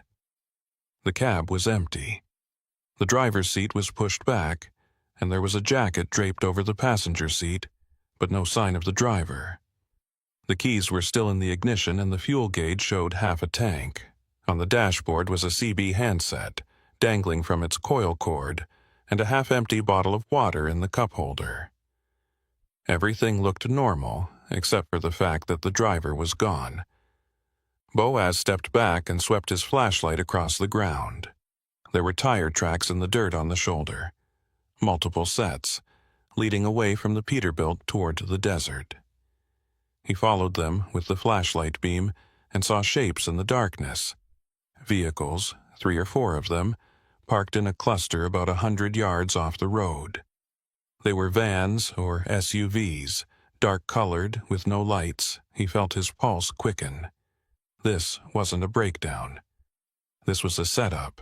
He turned and started walking back toward his Kenworth, moving quickly but trying not to run. He'd gone maybe 20 feet when the CB radio in his cab erupted with a voice, loud and distorted by static. "Get out of there. Now. Don't stop." Boaz broke into a run. He reached the Kenworth and climbed into the cab, slamming the door and locking it. His hands were shaking as he grabbed the CB handset and keyed the mic. "Who is this? What's going on?" The voice came back, clearer this time. "You're in the wrong place. They're watching you. You need to move." "Who's watching?" Boaz demanded. "Who are you?" But the transmission cut off, replaced by static. Boaz looked in his side mirrors. The shapes in the desert were still there, but now he could see movement. Flashlight beams, people walking toward the road. He shifted the Kenworth into gear and started forward, angling to the left to squeeze past the abandoned Peterbilt. The gap was tight, maybe 2 feet on each side, and he had to fold in his mirrors to avoid clipping them on the other truck's trailer. The Kenworth scraped along the side of the Peterbilt with a metallic screech, and then he was past, accelerating hard. In the rearview mirror, he saw the flashlight beams converge on the road behind him, and then headlights flared to life. The vehicles in the desert were moving, pulling onto the road and following him. Boaz pushed the Kenworth up to 50, then 60, the trailer bouncing over the broken pavement. The headlights behind him were gaining, 3 sets now, staying close. He grabbed the CB handset again and tried calling for help, but the radio was dead, just static and interference. His phone showed no signal. He was alone on a forgotten highway in the middle of the desert, being chased by people he couldn't identify, hauling a load he didn't understand. The road ahead curved sharply to the right, and Boaz downshifted and took the turn wide, feeling the trailer slide on the loose gravel. The headlights behind him stayed close, and he could see now that they were SUVs, big ones, with light bars on the roofs. They weren't trying to run him off the road. They were just following, keeping pace, like they were herding him somewhere. He thought about the route the dispatcher had given him, the specific roads and turns, and realized with a sickening clarity that he'd been sent here on purpose.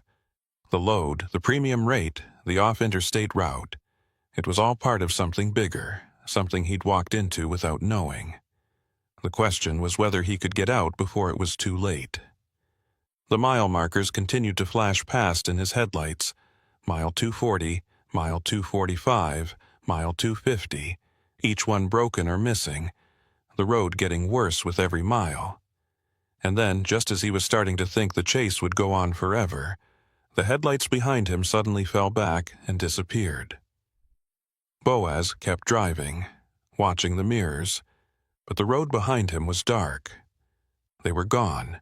He didn't slow down. He kept the Kenworth at 60 and focused on the road ahead, his knuckles white on the steering wheel.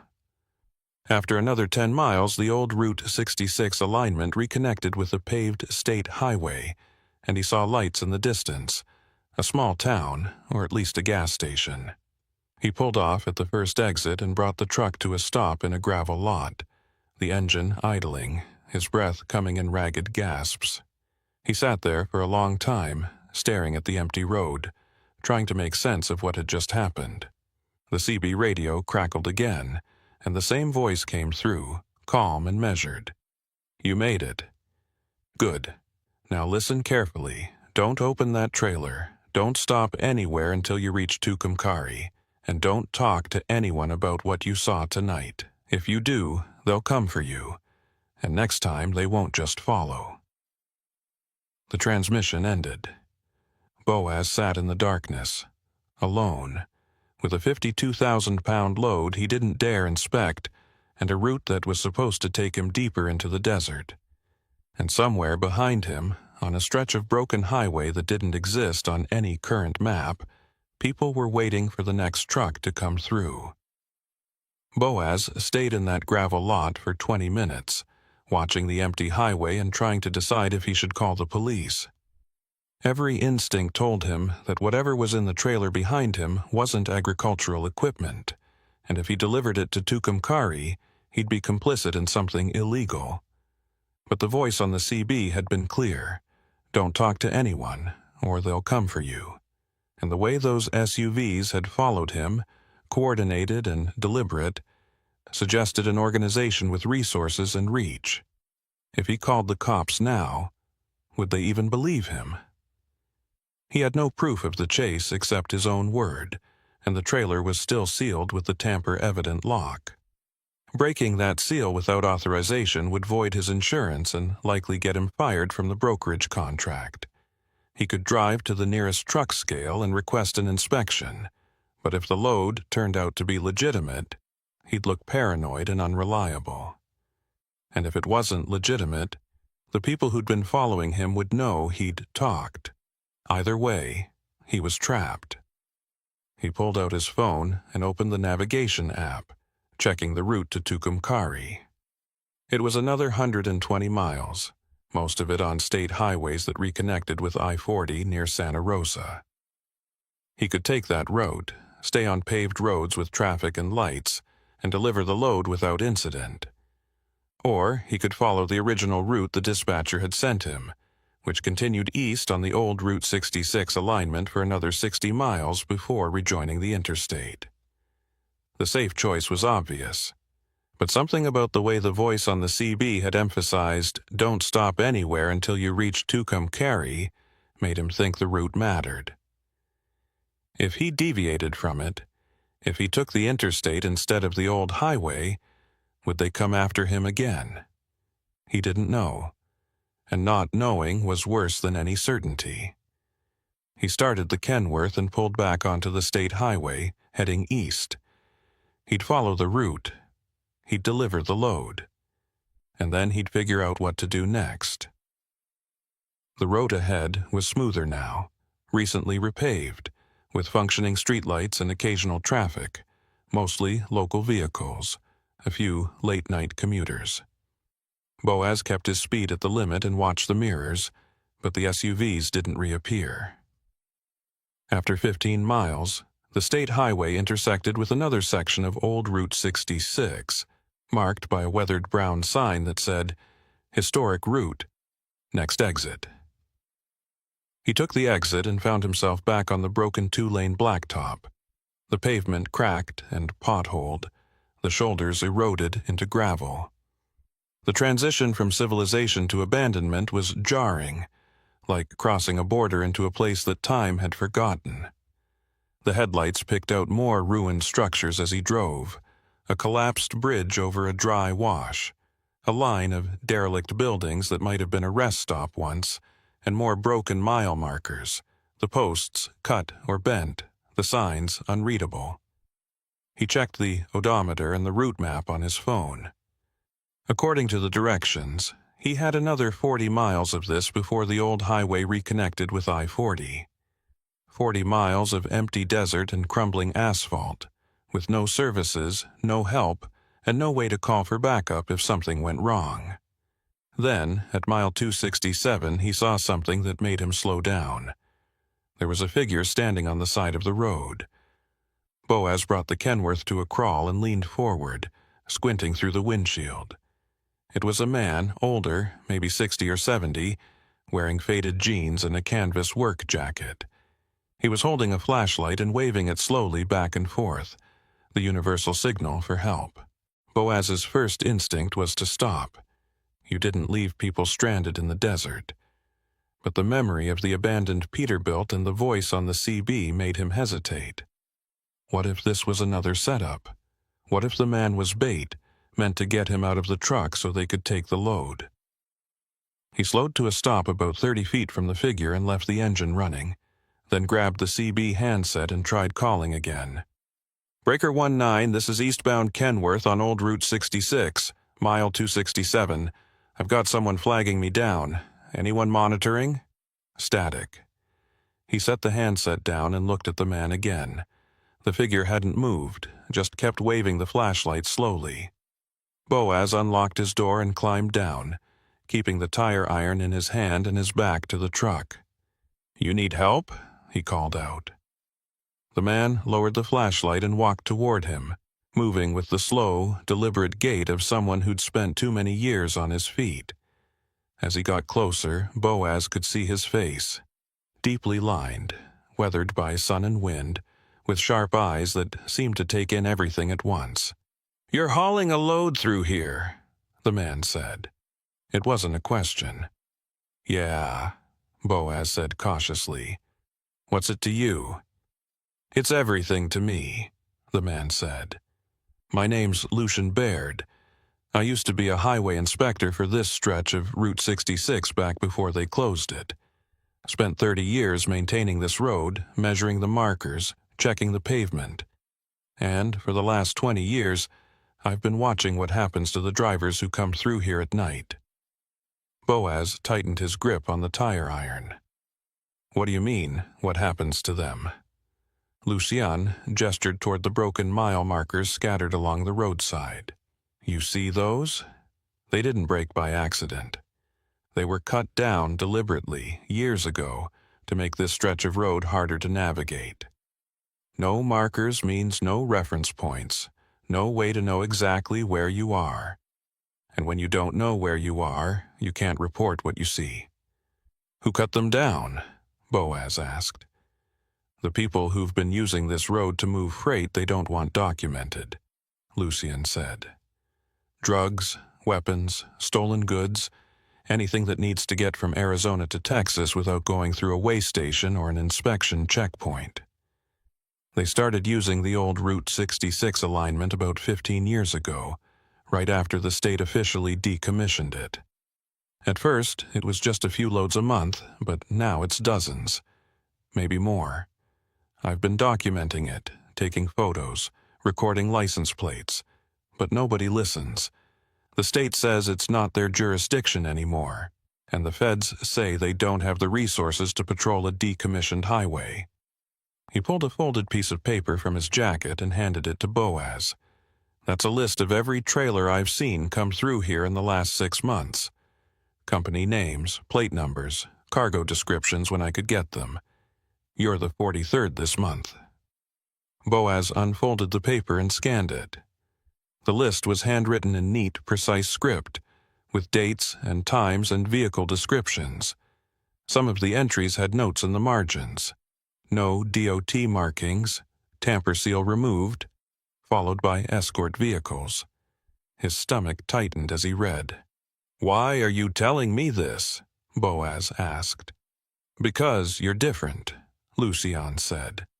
"Most of the drivers who come through here are part of the operation. They know what they're hauling and they know where it's going. But you stopped. You looked at that abandoned truck back at mile 230, and you ran when they started following you. That tells me you're not one of them, which means you're in danger." "What kind of danger?" Boaz asked. Lucian looked back down the road, toward the darkness where the SUVs had disappeared. "The kind where you don't make it to Tucumcari," he said. The loads that come through here on the route you're driving, they're not meant to arrive at their listed destinations. They get diverted somewhere along the way, transferred to other vehicles, repackaged and rerouted. The drivers who cooperate get paid and sent on their way. The ones who don't cooperate, well, there's a reason this stretch of road has so many abandoned trucks. Boaz felt his mouth go dry. You're saying they kill drivers who don't play along? I'm saying I've seen 15 trucks abandoned on this road in the last 5 years, Lucian said, and none of the drivers were ever found. Not by the police, not by their families, not by anyone. They just vanished. Boaz looked back at his Kenworth, the trailer sitting dark and silent in the headlights. So what am I supposed to do? I can't just dump the load and walk away. I don't even know what's in there. You don't want to know, Lucian said. Trust me. The best thing you can do is keep driving, deliver the load to Tucumcari like you were told, and never take a job through here again. If you try to open that trailer or report what you've seen, they'll know, and they'll come for you. How will they know? Boaz asked. Lucian pointed at the trailer. Because they're tracking it. Every load that comes through here has a GPS unit hidden inside the trailer frame. I've seen them install the trackers at the pickup points. They know where you are, how fast you're going, and if you stop for longer than a few minutes. If you deviate from the route or try to inspect the cargo, they'll intercept you before you can do anything about it. Boaz felt a chill run down his spine. He walked back to the trailer and ran his flashlight along the underside of the frame, looking for anything that didn't belong. Near the front axle, tucked into a recessed bracket, he found it, a small black box about the size of a deck of cards, with a blinking red LED and a stubby antenna. He reached up and tried to pry it loose, but it was secured with heavy-duty zip ties and industrial adhesive. Don't, Lucian said sharply. If you remove that tracker, they'll know immediately. The signal will go dead, and they'll send someone to find out why. Your only option is to leave it alone and finish the route. Boaz stepped back from the trailer, his mind racing. If the load was being tracked, then everything he did, every stop, every turn, every deviation, was being monitored in real time. Which meant the people running this operation knew exactly where he was right now, knew he'd stopped to talk to Lucian, and were probably deciding what to do about it. He looked at Lucian again. Why are you still here? If you've been documenting this for years and nobody's listening, why haven't you just left? Lucian smiled grimly. Because someone has to keep a record, he said. Someone has to know what's happening out here, even if nobody else cares. I worked this road for 30 years. I measured every mile, inspected every bridge, replaced every marker. This was my highway, and I'm not going to let it die in silence. He turned and started walking back towards the darkness, the flashlight beam bobbing in the night. Good luck, driver. You're going to need it. Boaz climbed back into the Kenworth and sat there for a moment, trying to process everything Lucian had told him. The tracker, the abandoned drivers, the diverted loads, it all painted a picture of an operation far bigger and more dangerous than he'd imagined. And now he was part of it, whether he wanted to be or not. He shifted into gear and started driving, following the route east. The mile markers continued to flash past, broken and illegible, and the road got worse with every mile, potholes deep enough to jolt the entire truck, sections where the pavement had been washed away entirely by flash floods. He kept his speed at 40 and focused on keeping the trailer upright. Around mile 280, he saw lights ahead, not headlights but stationary work lamps, the kind used at construction sites. He slowed down and saw that the road ahead was blocked by a vehicle, a flatbed tow truck with its amber flashers on, parked diagonally across both lanes. A man was standing beside it, wearing grease-stained coveralls and a reflective safety vest. He waved at Boaz to stop. Boaz brought the Kenworth to a halt about 50 feet back and left the engine running.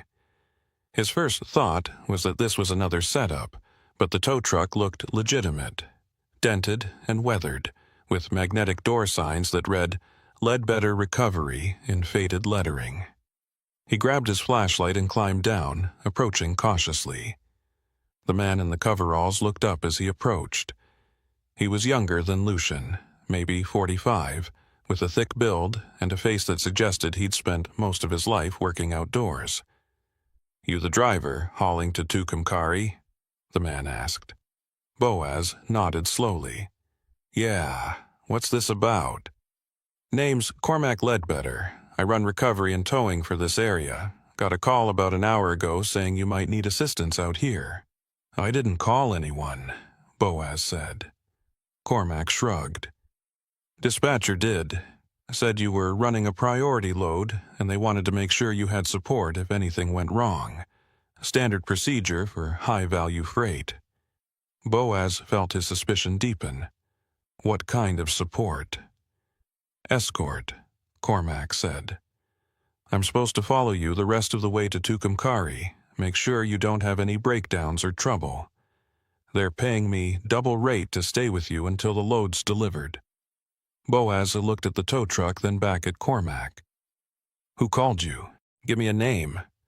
"Didn't get a name," Cormac said. "Just a phone number and a credit card. But the payment cleared, so I'm here." He gestured toward the road ahead. "You want to get moving? The sooner we get you to Tucumcari, the sooner I can get home." Boaz didn't move. "How long have you been doing recovery work out here?" 10 years, Cormac said.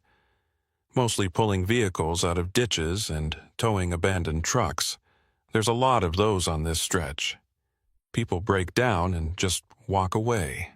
"Ever wonder why so many trucks get abandoned?" Boaz asked. Cormac's expression didn't change, but something shifted in his posture, a subtle tension. "Not my job to wonder," he said. "My job is to clear the road and collect my fee, same as yours." Boaz stared at him for a long moment, trying to read whether Cormac was part of the operation or just another contractor caught in the middle. He couldn't tell. "I don't need an escort," Boaz said finally. "I'm fine on my own." "That's not up to you," Cormac said. "Dispatcher paid for the service, so you're getting the service. Now, get back in your truck and let's move." He walked back to the tow truck and climbed into the cab, starting the engine. Boaz stood there on the broken pavement, watching the amber flashers pulse in the darkness, and realized he had no choice. If he refused to let Cormac follow him, the people tracking the load would know he was resisting. And if Lucian was right about what happened to drivers who didn't cooperate, refusing wasn't an option. He walked back to the Kenworth and climbed in, shifting into gear. Cormac's tow truck pulled to the side and let him pass, then fell in behind him, staying about 100 feet back. Boaz watched it in the mirrors, the headlights steady and unblinking, and tried not to think about what would happen when they reached Tucumcari. The road ahead was dark and empty, and the broken mile markers kept flashing past, silent witnesses to whatever was coming next. They drove for another 40 miles through the desert darkness, Boaz in the lead with Cormac's tow truck following at a constant distance behind. The road conditions deteriorated further as they went. Long sections where the asphalt had been completely scoured away by wind and flash floods, leaving only gravel and hard-packed dirt that sent vibrations rattling through the entire truck. Boaz kept his speed at 35 and watched the fuel gauge, which was now sitting at half a tank. He'd burned more fuel than expected navigating the rough terrain, but he still had enough to reach Tucumcari with a margin to spare. The trailer behind him felt heavier than the paperwork claimed, the way it pulled on the corners and resisted braking, and he found himself wondering again what was actually inside. Agricultural equipment shouldn't feel this dense. Machinery had weight, but it was distributed across the bed of the trailer in a way that balanced naturally. This load felt concentrated, like solid mass rather than assembled parts. He thought about the GPS tracker Lucian had shown him and wondered if there were cameras too, hidden in the trailer or mounted on the exterior, watching everything he did. Around mile 305, the old Route 66 alignment finally reconnected with I-40, merging onto a modern on-ramp that looked absurdly out of place after hours of crumbling pavement. Boaz accelerated onto the interstate and felt the Kenworth settle into a smooth, steady rhythm for the first time since leaving Flagstaff. The contrast was jarring. 4 lanes of perfect asphalt, evenly spaced reflectors, overhead lights at every interchange. Civilization. He glanced in the mirror and saw Cormac's tow truck merge behind him, maintaining the same 100-foot following distance. Now that they were on the interstate, other vehicles appeared. A few late-night commuters, a couple of long-haul truckers running night shifts. Boaz picked up the CB handset and scanned through the channels, listening to the normal chatter. Drivers talking about traffic conditions, rest stop locations, fuel prices. It all sounded impossibly mundane compared to what he'd just experienced. He keyed the mic and tried calling out. "Breaker 19. This is eastbound Kenworth at mile marker 12 on I-40. Anyone running east toward Tucumcari?" A voice crackled back almost immediately. "Roger that, eastbound Kenworth. This is westbound Pete at mile marker 37. Roads are clear all the way to Santa Rosa. Safe travels." The simple normalcy of the exchange made Boaz's throat tighten. He drove another 30 miles on the interstate before his phone buzzed with a text message. He glanced at the screen and saw it was from an unknown number. Exit 333. Follow service road north. Delivery location changed.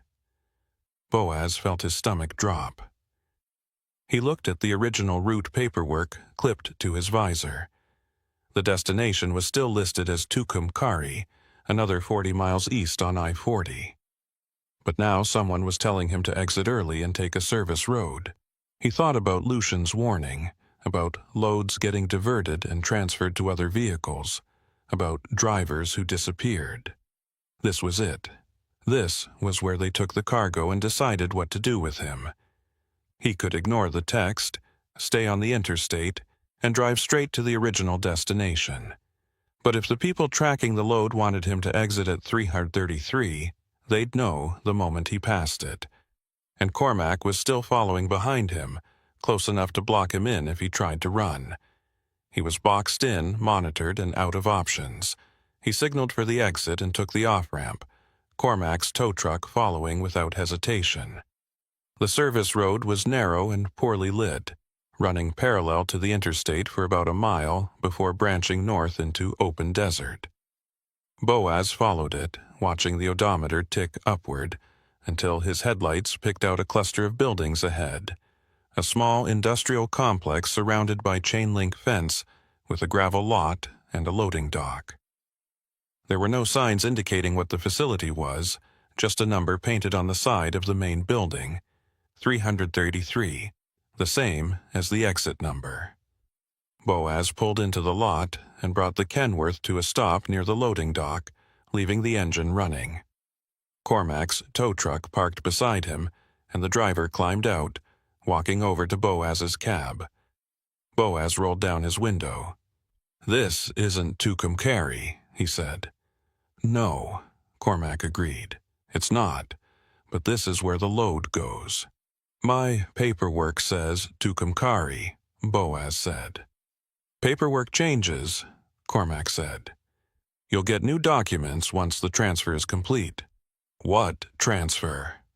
Boaz demanded. Cormac gestured toward the loading dock where a roll-up door was opening, revealing the lit interior of a warehouse. "Just back your trailer up to the dock and let them unload. You'll be back on the road in an hour." Boaz looked at the warehouse, then back at Cormac. What if I refuse?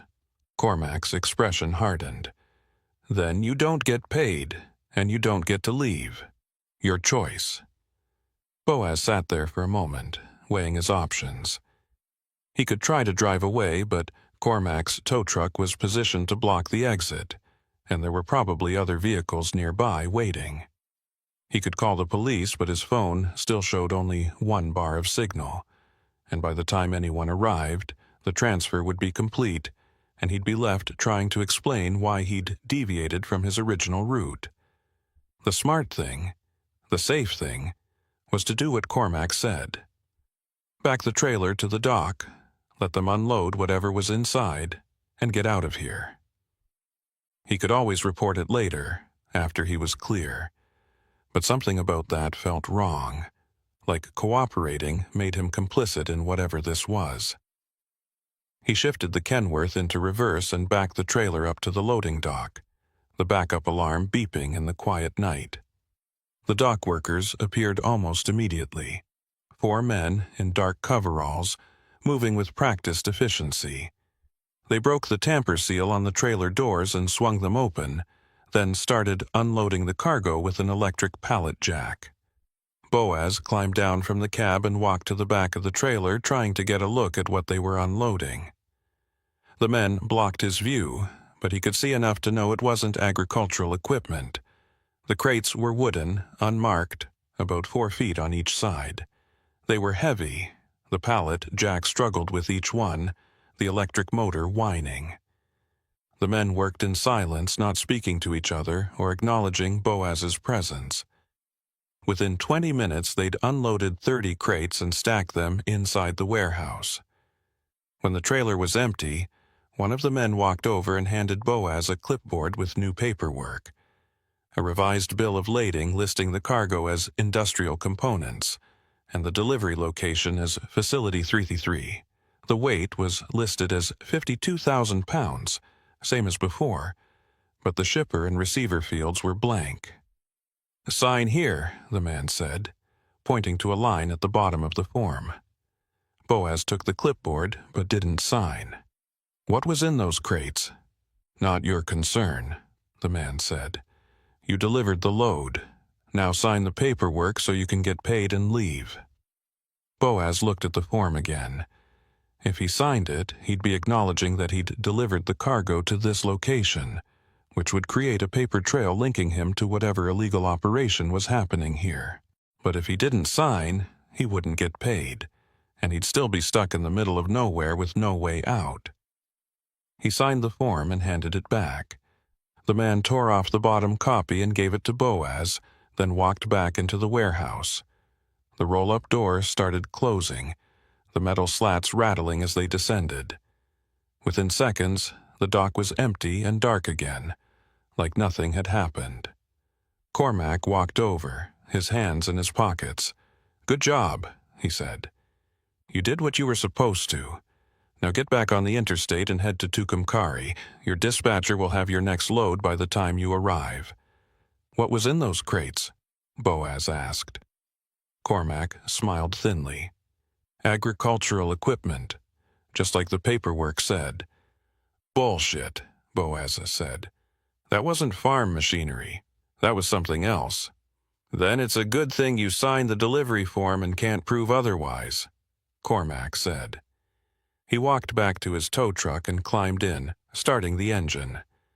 Boaz stood there in the gravel lot, holding the revised bill of lading, watching Cormac drive away. The industrial complex behind him was dark and silent. No lights in the windows, no indication that anyone was still inside. He walked back to his Kenworth and climbed into the cab, sitting there in the darkness with the engine idling. He pulled out his phone and took photos of the revised paperwork, the warehouse number and the surrounding area. Then he opened his contacts and found the number for the brokerage firm that had booked him on this load. He called it, even though it was past midnight, and wasn't surprised when it went straight to voicemail. He left a message. "This is Boaz Whitlock, driver ID 7249. I just delivered a load to an unauthorized location that wasn't on my original route. I need to speak to someone about this immediately. Call me back." He ended the call and sat there, waiting. His phone didn't ring. He tried calling again and got the same voicemail. He tried the dispatcher who'd originally contacted him, but that number went to a disconnected message. It was like the entire brokerage had vanished. He opened his banking app and checked his account balance, wondering if the payment for the load had been processed. It hadn't. The balance was the same as it had been yesterday. He refreshed the app and checked again. Still nothing. A cold realization settled over him. He wasn't going to get paid for this load. The whole thing had been a setup, designed to move illegal cargo using an unknowing driver who could be blamed if anything went wrong. He thought about Lucian's list of abandoned trucks, the drivers who'd vanished without a trace. He thought about the voice on the CB warning him not to open the trailer, not to talk to anyone, not to deviate from the route. And he realized that the only reason he was still alive and free was because he'd done exactly what they wanted. He'd picked up the load, driven the route, delivered the cargo, and signed the paperwork. He'd made himself useful. But now that the delivery was complete, he was a liability, a witness, someone who knew too much and had documentation to prove it. He needed to get out of New Mexico fast, before whoever was running this operation decided he was more trouble than he was worth. He shifted the Kenworth into gear and pulled out of the lot, heading back toward I-40. But instead of continuing east toward Tucumcari, he took the westbound on-ramp, heading back the way he'd come. If they were tracking the trailer, they'd know he'd gone the wrong direction. But the trailer was empty now, and he didn't care. He needed distance and time to figure out his next move. He drove west for 30 miles, scanning the mirrors for any sign of pursuit, then took an exit into a small town called Moriarty and pulled into a truck stop. He parked in the back corner of the lot, away from the fuel pumps and the other trucks, and killed the engine. His hands were shaking as he pulled out his phone and started searching for information about the industrial complex at exit 333. He found nothing. No business listings, no property records, no mention of Facility 333 anywhere online. It was a ghost location, operating off the grid. He tried searching for the brokerage firm that had hired him for the load, and found only a basic website with no contact information beyond a generic email address. No physical address, no staff directory, no history. A shell company, probably created just for this operation. He opened his photos and looked at the images he'd taken, the revised bill of lading, the warehouse, the unmarked crates. It was evidence, but evidence of what? Without knowing what was in the crates, he couldn't prove anything illegal had happened. And if he went to the police, they'd want to know why he'd driven off route, why he'd delivered to an unauthorized location, why he'd signed paperwork acknowledging the delivery. He'd look complicit, maybe even guilty. He was about to put the phone away when it buzzed with a new text message. Unknown number again. The message was short. You went west. Wrong choice. Turn around. Boaz stared at the screen, his pulse quickening. They were still tracking him. Even with the trailer empty, even this far from the delivery site, they knew exactly where he was. He looked out the window at the empty parking lot, the dark shapes of other trucks scattered across the pavement, the distant glow of the truck stop's fluorescent lights. Was someone out there watching him right now? He grabbed his tire iron and climbed down from the cab, walking quickly toward the truck stop building. Inside, the place was nearly empty. A clerk behind the counter, a couple of drivers eating at the diner, a janitor mopping the floor. Boaz went to the restroom and splashed cold water on his face, trying to calm down and think clearly. He couldn't keep running. Eventually, he'd run out of fuel or money, or both, and they'd find him. His only option was to go to the authorities with what he knew and hope they'd protect him long enough to make a case. But who could he trust? Local police might be on the take, and federal agencies would want concrete proof before they'd act. He dried his face and walked back outside, heading toward his truck. That's when he saw the vehicle parked next to his Kenworth, a dark SUV with tinted windows, engine running. The same kind of vehicle that had chased him on the old Route 66. Boaz froze, his hand tightening on the tire iron. The driver's door of the SUV opened and a man stepped out. Tall, broad-shouldered, wearing a black jacket and jeans. He didn't look threatening, didn't make any aggressive moves, just stood there with his hands visible. "Boaz Whitlock," the man called out. Boaz didn't answer. The man walked closer, stopping about 10 feet away. "My name's Lucian Baird. We met earlier tonight, out on the old highway. I need to talk to you." Boaz squinted at him in the dim light. It was the same man, the retired highway inspector who'd flagged him down at mile 267. "How did you find me?" Boaz asked.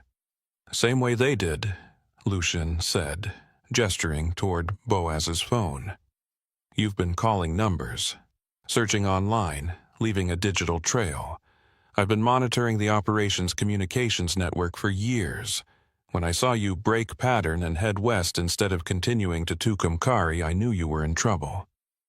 "You said I should deliver the load and never come back," Boaz said. "Why are you here now?" "Because things have changed," Lucian said. "The cargo you delivered tonight wasn't just drugs or weapons. It was something bigger, something the feds have been trying to track for months. And you just became the only witness who can connect that cargo to the facility at exit 3D3, which means you're in more danger now than you were before." Boaz felt his stomach twist. "What was in those crates?" Lucian looked around the parking lot, checking for anyone watching, then stepped closer and lowered his voice. "Stolen military hardware, night vision equipment, encrypted communications gear, possibly explosives. The kind of stuff that gets sold to foreign buyers or domestic extremist groups. The people running this operation have been moving it through the old Route 66 corridor for years, using unknowing drivers like you to transport it without attracting attention. But tonight's delivery was supposed to be the last one before they shut down the route and moved the operation somewhere else. You were supposed to be a loose end that got tied up quietly." "So why am I still alive?" Boaz asked. "Because killing a driver on the side of the road attracts attention," Lucian said. "They prefer to make it look like accidents, brake failures, jackknifed trailers, drivers who fall asleep and go off the road. It takes time to set up. Time you don't have unless you disappear right now." "Where am I supposed to go?" Boaz asked. "Anywhere but here," Lucian said. "Ditch the truck, take your personal vehicle if you have one, and get as far from New Mexico as you can. I can give you contact information for a federal agent who's been investigating this operation. She's clean, and she'll protect you if you agree to testify, but you have to move now. They're already looking for you, and it won't take them long to figure out where you stopped." Boaz looked at his Kenworth, then back at Lucian. "I can't just abandon my truck. That's my livelihood." "Your truck or your life," Lucian said flatly. "Choose." Boaz stood there in the cold night air, weighing the impossible decision, knowing that either way, nothing would ever be the same. Boaz stood in that truck stop parking lot for what felt like an eternity, but was probably only 30 seconds, looking between Lucian and his Kenworth. The truck represented everything he'd worked for over the last 15 years.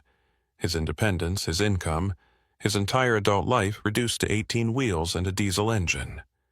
Walking away from it felt like surrendering, like admitting defeat. But Lucian's expression left no room for argument.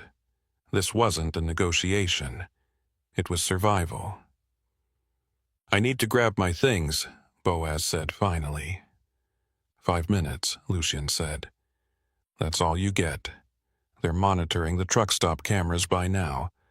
They know you're here, and they're trying to figure out if you're alone or if you're talking to someone. Every second you stay makes it worse." Boaz nodded and walked quickly to his Kenworth, climbing into the cab one last time. He grabbed his duffel bag from behind the seat and started stuffing it with essentials: wallet, phone charger, his logbook, a change of clothes. He hesitated over the CB radio handset, then unclipped it and shoved it in the bag too. Evidence, maybe, if he ever got the chance to tell someone what had happened. He climbed down and locked the cab, then stood there with his hand on the door handle, looking at the trailer one last time. Empty now, but still carrying the weight of what it had transported.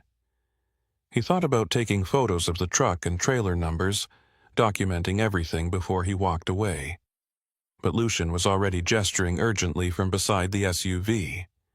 Time was up. Boaz walked over and threw his duffel into the back seat, then climbed into the passenger side. Lucian pulled out of the parking lot immediately, heading south on a service road that paralleled the interstate. "Where are we going?" Boaz asked. "Albuquerque," Lucian said. "There's a federal building there with agents who've been investigating this operation. I've been feeding them information for months, but they've never had a witness who could testify about the delivery process. You're the first driver who got away with enough evidence to make a case." "What evidence?" Boaz said. "I signed paperwork saying I delivered to Facility 33. That makes me complicit." "It makes you a witness," Lucian corrected. "You didn't know what you were transporting, and you can testify about how the operation works, the route, the tracking, the diversion to an unauthorized facility. That's more than the feds have had to work with before." Boaz looked out the window at the dark desert rushing past. "What about Cormac? The tow truck driver, is he part of this?" "Probably," Lucian said. "But he's small-time, a contractor who gets paid to escort loads and make sure drivers don't deviate from the route. He might not even know what's being transported. The real players are the ones coordinating the logistics, the dispatchers, the warehouse operators, whoever's buying the stolen military hardware. Cormac's just a tool." "And the voice on the CB?" Boaz asked. "The one who warned me not to stop?" Lucian was quiet for a moment. "That might have been me," he said finally. "I monitor the CB frequencies out on the old Route 66. When I saw you stopping at that abandoned Peterbilt, I tried to warn you off before you got too involved. Didn't work." Boaz felt a chill. "You've been watching this whole time?" "Not watching," Lucian said. "Documenting. There's a difference. I don't have the resources to stop what's happening out there. All I can do is record it and hope that eventually someone with authority will care enough to act." They drove in silence for another 20 miles. Then Lucian's phone buzzed with a notification. He glanced at it, and his jaw tightened. "What?" Boaz asked. "They found your truck," Lucian said. "There's a message on one of the encrypted channels I've been monitoring. They're sending someone to the truck stop right now to check if you're still there. And when they find out I'm not, then they'll start looking for you," Lucian said. "Which is why we need to get you to the federal building as fast as possible. Once you're inside and under protection, they can't touch you without exposing themselves." He accelerated, pushing the SUV up to 80 on the empty highway. Boaz gripped the door handle and tried to steady his breathing. His phone buzzed in his pocket, and he pulled it out to see another text from the unknown number. "Last chance. Return to your truck. Drive to Tucumcari. We'll forget this happened." He showed the message to Lucian. "They're offering me a way out," Boaz said. "They're lying," Lucian said flatly. "They just want to know if you're still responding to messages. Don't reply. Turn off your phone and remove the battery if you can." Boaz powered down his phone and pulled off the back panel, removing the battery. The screen went dark. "How did you know they'd come after me?" he asked. Because this isn't the first time, Lucian said. I've seen this pattern before. A driver gets hired for a priority load, gets routed through the old highway, delivers to an unauthorized location. Most of them don't ask questions. They just take their money and move on. But every so often, there's someone like you. Someone who notices things, who tries to verify what they're hauling, who doesn't just blindly follow orders. Those drivers become problems, and problems get eliminated. How many? Boaz asked. How many drivers have been eliminated? Lucian's expression darkened. 15 that I know of. Maybe more. They don't always do it right away. Sometimes they wait weeks or months, then stage an accident when the driver's on another route somewhere far from New Mexico. Brake line cut, tire blowout, trailer comes loose on a mountain pass. The investigation calls it driver error or mechanical failure, and the case gets closed. Boaz felt his mouth go dry. So even if I testify, even if the feds arrest the people running this operation, I'm still a target. Yes, Lucian said, which is why witness protection is part of the deal. New identity, new location, new life. It's not ideal, but it's better than the alternative. They reached the outskirts of Albuquerque just after 3 a.m., and Lucian took a circuitous route through residential neighborhoods before finally pulling up to a nondescript office building downtown. It was 4 stories, concrete and glass, with no signage indicating what agencies operated inside. Lucian parked in a loading zone and killed the engine. This is it, he said. Federal building. DEA and ATF have offices on the 3rd floor. The agent you need to talk to is named... He stopped mid-sentence, his eyes fixed on something in the rearview mirror. Boaz turned and saw a vehicle pulling into the lot behind them, a dark sedan with tinted windows moving slowly. Is that them? Boaz asked. I don't know, Lucian said, but we're not waiting to find out. Get inside, now. He opened his door, and Boaz did the same, grabbing his duffel and running toward the building entrance. The lobby was lit but empty, the security desk unmanned at this hour. Lucian led him to an elevator and jabbed the button for the 3rd floor. The doors closed just as the sedan pulled up outside, and Boaz caught a glimpse of 2 men getting out before the elevator started rising. The 3rd floor hallway was fluorescent bright and institutional, lined with office doors marked with agency seals.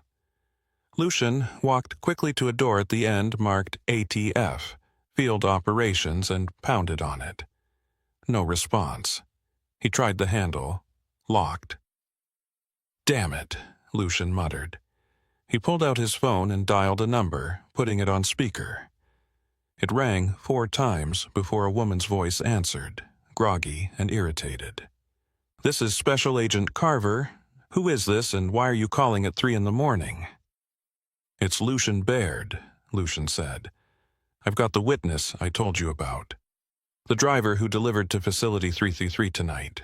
We're outside your office right now and we need protection. They're following us. There was a pause, then the sound of movement on the other end. I'm 10 minutes away. Don't leave the building. I'll call building security and have them meet you in the lobby. There might not be 10 minutes, Lucian said, but the call had already ended. He looked at Boaz. We go back downstairs and wait in the lobby. Stay visible, stay near the doors. They won't try anything where there are cameras. They took the elevator back down, and as the doors opened, Boaz saw the 2 men from the sedan standing in the lobby, looking around. They were both dressed in casual clothes, jeans, jackets, baseball caps pulled low. One of them spotted Boaz and Lucian and started walking toward them. Boaz Whitlock? The man called out. His voice was calm, almost friendly. Boaz didn't respond. Lucian stepped in front of him, blocking the man's path. Federal agents are on their way, Lucian said. You need to leave. The man smiled thinly. "We're not here to cause trouble. We just want to talk to Mr. Whitlock about the delivery he made tonight. Clear up some confusion about the paperwork." "There's no confusion," Lucien said. "He delivered the load where he was told to deliver it. That's all he knows." The second man had circled around and was now standing between them and the exit. "Maybe we should all step outside and discuss this privately," he said. His hand was resting on something under his jacket, not drawn, but ready. Boaz felt his pulse hammering in his ears. They were trapped. The lobby had cameras, but that wouldn't stop these men if they decided to escalate. He looked at Lucien, who was slowly reaching into his own jacket, and realized this was about to turn violent. Then the building's front doors opened, and a woman strode in, late 30s, athletic build, wearing a windbreaker with ATF stenciled across the back. She had a badge clipped to her belt and her hand on her holstered sidearm. She looked at the two men flanking Boaz and Lucien, then at Boaz himself. "Mr. Whitlock," she said, "I'm Special Agent Carver. You're under federal protection as of right now. These men need to leave the building immediately or they'll be arrested for obstruction." The first man held up his hands in a placating gesture. "We're just trying to resolve a delivery issue." "Out," Agent Carver said. "Now." The two men looked at each other, some unspoken communication passing between them, then turned and walked toward the exit. The second man paused at the door and looked back at Boaz. "We know where your truck is," he said quietly. "We know where your family is. Think about that before you say anything stupid." Then they were gone, disappearing into the pre-dawn darkness. Agent Carver watched them through the glass doors for a moment, then turned to Boaz and Lucien. "Upstairs," she said. "We have a lot to talk about." The next 6 hours were a blur. Agent Carver took Boaz's statement in a secure interview room, recording everything he said about the load, the route, the diversion to Facility 333, the cargo he'd seen being unloaded. She asked about Cormac, about the voice on the CB, about the text messages and the GPS tracker. Boaz told her everything, holding nothing back. When he was done, she leaned back in her chair and rubbed her eyes. "This corroborates what Lucien's been telling us for months," she said. "But it's still not enough for warrants. We need physical evidence, the cargo itself, or documentation that links specific individuals to the facility. What you've given us is testimony, which is valuable, but it won't hold up in court without corroboration." "What about the tracker on my trailer?" Boaz asked. "Can't you use that to prove they were monitoring me?"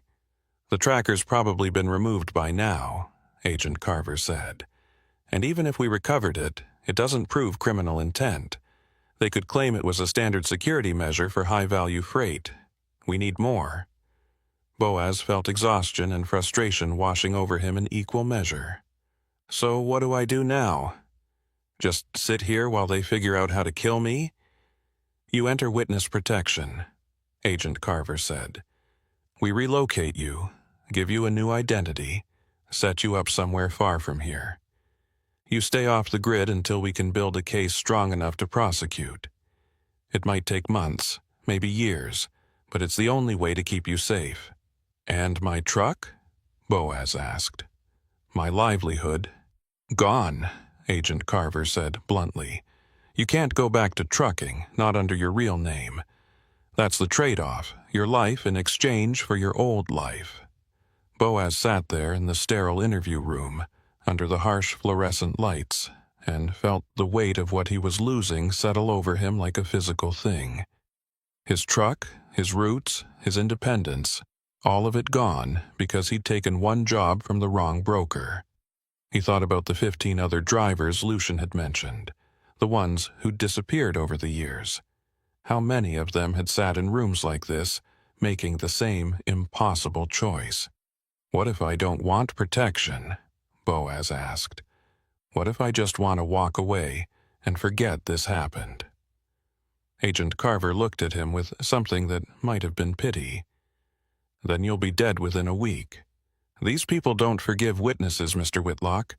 They don't take chances. You've seen too much and you know too much. The only question is whether you disappear on your terms or theirs." Boaz closed his eyes and thought about the broken mile markers scattered across the old Route 66. Silent monuments to a highway that nobody remembered. He thought about the drivers who'd come before him, who'd made deliveries they didn't understand and paid for it with their lives. And he thought about the voice on the CB that had warned him to keep moving, to not stop, to not look too closely at what he was hauling. That voice had been Lucian, trying to save him from a fate he hadn't seen coming. "Okay," Boaz said finally. "I'll do it. I'll take the protection." Agent Carver nodded and stood up. "We'll start the process today. You'll be moved to a safe house while we arrange your relocation. In the meantime, don't contact anyone from your old life. No family, no friends, no former employers. From this point forward, Boaz Whitlock doesn't exist." 3 days later, Boaz sat in a generic motel room somewhere in the Midwest, looking at the paperwork spread across the bed. A new driver's license with a name he didn't recognize, a new social security number, a bank account with enough money to get started but not enough to last long. Agent Carver had told him he'd need to find work under his new identity, something that didn't involve trucking or anything else that might draw attention. He was supposed to be invisible now, a ghost passing through a world that had already forgotten him. His phone, a new one, clean and untraceable, buzzed with a message from Lucian. "They raided Facility 333 last night. Found evidence of the military hardware shipments. Arrests coming soon. You did the right thing." Boaz read the message twice, then deleted it. Doing the right thing was supposed to feel satisfying, redemptive, like justice had been served. But all he felt was empty. He thought about his Kenworth sitting abandoned in that truck stop parking lot, probably already impounded or sold at auction. He thought about the routes he'd driven for years, the landscapes he'd memorized, the truck stops where everyone knew his name. All of it was gone now, erased like the mile markers on the old highway. He walked to the window and looked out at the parking lot, watching the other travelers come and go. Families loading luggage into minivans, business people checking their phones, truckers pulling in for the night. Normal people living normal lives, unaware of the networks of crime and violence running beneath the surface of everything they took for granted. Boaz had been one of them once. Now he was something else, a witness, a liability, a name that didn't exist attached to a face that had to stay hidden. The motel TV was on with the sound muted, showing a news report about a federal raid on an illegal arms trafficking operation in New Mexico. Boaz watched as the footage showed agents leading suspects in handcuffs out of a warehouse. The location identified as an undisclosed facility near Interstate 40. He recognized the building, Facility 333, the place where he'd delivered the load that had destroyed his life. The news anchor was calling it a major victory in the fight against domestic terrorism.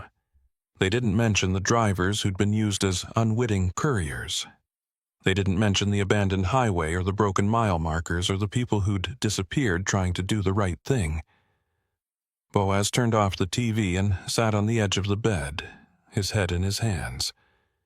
He'd survived, which was more than 15 other drivers could say. But survival had come at a cost he was only beginning to understand. He'd lost his name, his profession, his entire identity. He was alive, but only technically. The person he'd been, Boaz Whitlock, independent trucker, driver of Western routes, was dead.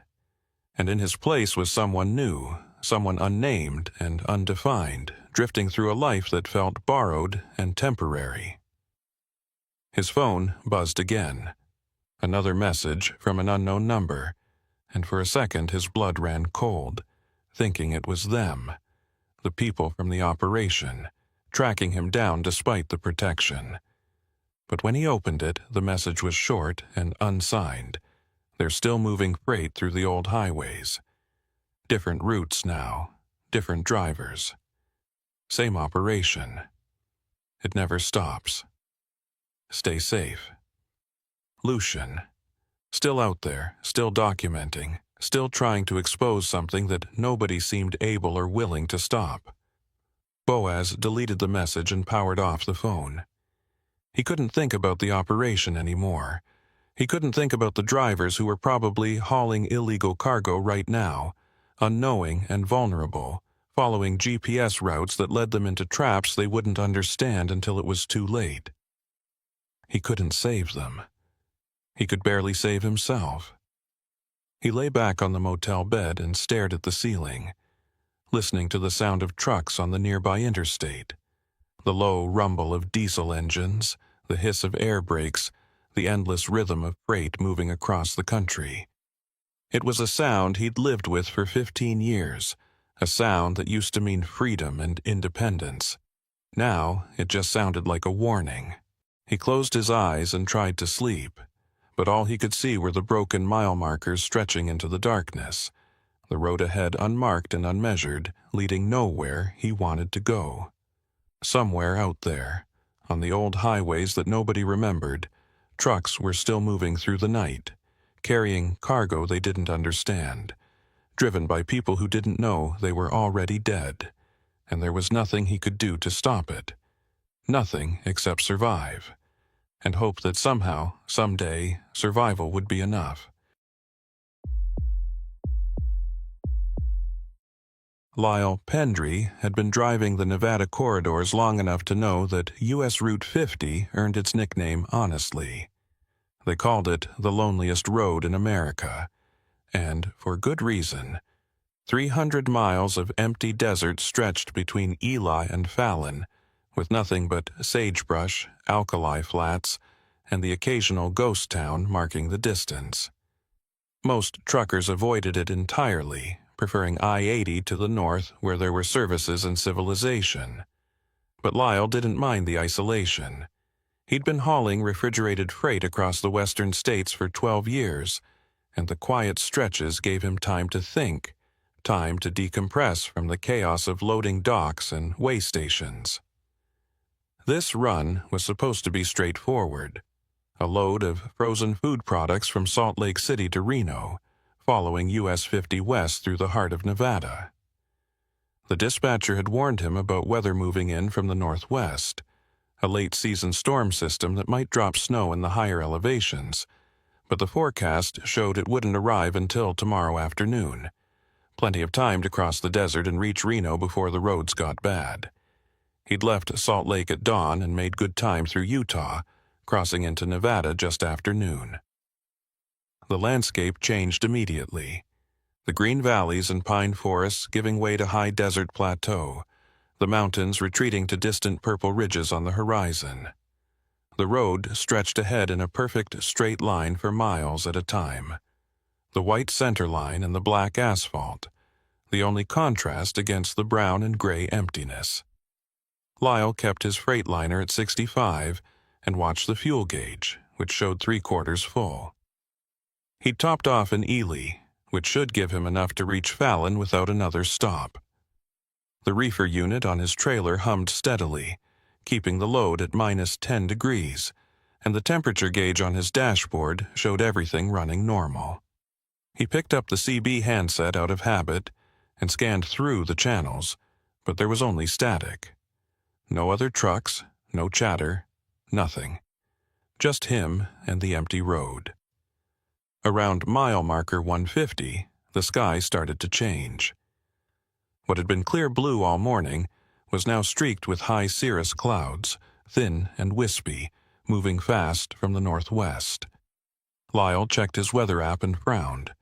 The storm system had accelerated, now predicted to arrive by early evening instead of tomorrow. He was still 100 miles from Fallon, which meant 2 more hours of driving if conditions stayed good, But if the storm hit early and brought snow, he might be looking at 3 or 4 hours, maybe more. He thought about pulling off at the next town and waiting out the weather. But the next town was Austin, population 200, with one gas station and no truck services. If he was going to stop anywhere, it made more sense to push through to Fallon, where there were proper facilities. He accelerated slightly, bringing his speed up to 70, and focused on making time while the road was still clear. By mile marker 170, the wind had picked up.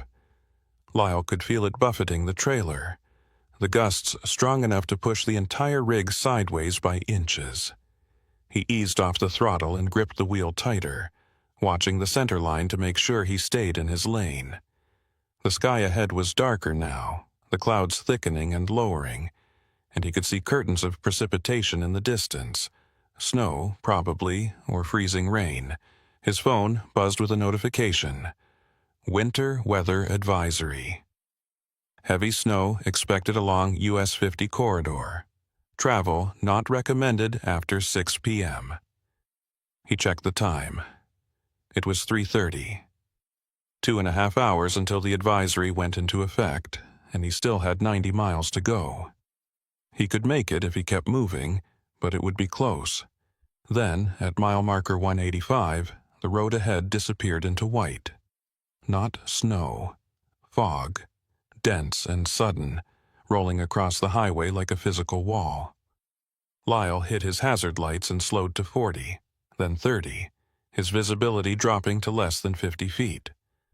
The fog was cold and wet, condensing on his windshield faster than the wipers could clear it.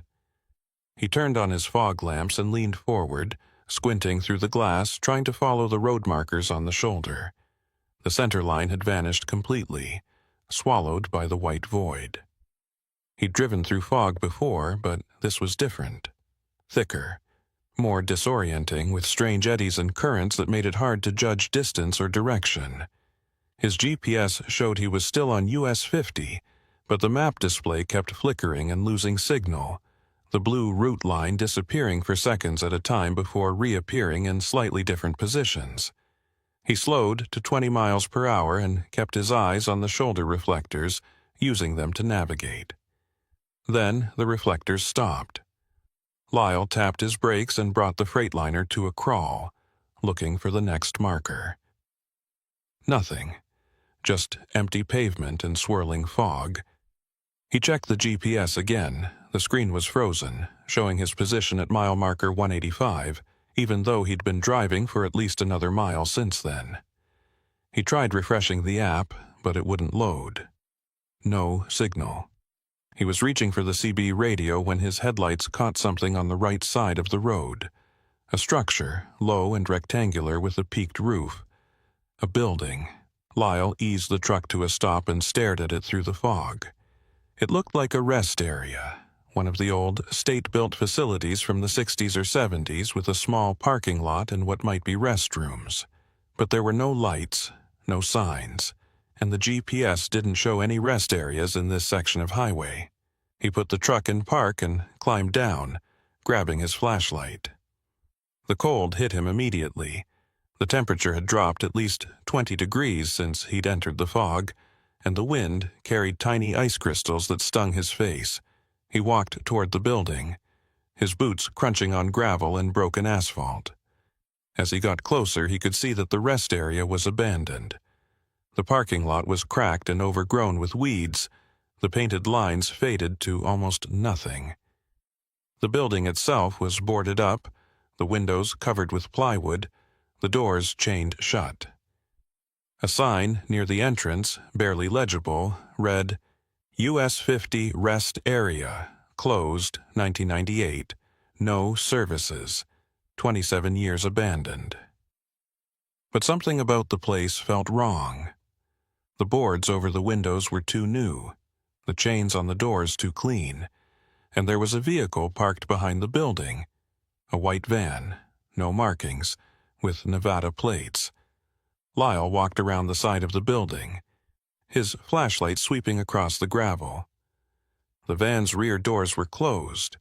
but there were fresh tire tracks leading away from it, heading toward a service road that branched off from the rest area and disappeared into the fog. He tried the van's doors, locked. He peered through the tinted windows but couldn't see anything inside. He was about to head back to his truck when he noticed something on the ground near the van's rear bumper, a shipping label, torn and muddy, but still partially readable. It showed a barcode, a tracking number, and a destination address in Reno, the same city where Lyle's load was headed. He picked up the label and examined it under his flashlight. The tracking number matched the format his company used, and the barcode was from a legitimate freight carrier. But the destination address wasn't a warehouse or distribution center. It was a P.O. box. He folded the label and put it in his pocket, then walked back to his truck. Something was happening at this abandoned rest area, something recent and ongoing, and whatever it was, it involved freight shipments to Reno. He climbed into the cab and started the engine, intending to get back on the highway and put distance between himself and this place. But as he shifted into drive, his headlights picked out something new. Tire marks in the gravel, leading from the parking lot back onto US 50, heading west. Fresh marks, made within the last hour. Someone had been here recently, and they were ahead of him on the road. Lyle drove through the fog for another 10 miles, following the faint tire tracks on the wet pavement when he could see them, navigating by instinct when he couldn't. The visibility hadn't improved. If anything, it had gotten worse. The fog now mixed with sleet that rattled against his windshield and turned the road surface slick. His speed had dropped to 15 miles per hour, and the reefer unit on his trailer was working overtime to maintain temperature in the deteriorating conditions. He kept checking his mirrors for headlights behind him, but there was only white emptiness.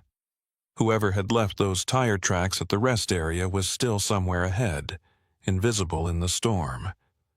Around what he estimated was mile marker 195, though his GPS was still frozen, he saw brake lights materialize out of the fog, 2 red dots hanging in the white void. He eased off the throttle and brought the Freightliner to a stop about 50 feet back, leaving his hazards on. The vehicle ahead wasn't moving. Lyle grabbed his flashlight and climbed down again, the cold even more brutal now, the wind driving sleet horizontally across the highway. He walked forward slowly, his boots crunching on the ice-covered asphalt. The vehicle was a highway patrol cruiser, parked at an angle across the right lane with its light bar dark. The driver's door was open and the engine was running, exhaust steaming in the frozen air. Lyle approached cautiously and called out, "Highway Patrol, you need assistance?" No response. He reached the door and shined his flashlight inside. The cab was empty, but the heater was on full blast and a clipboard sat on the passenger seat with paperwork still clipped to it.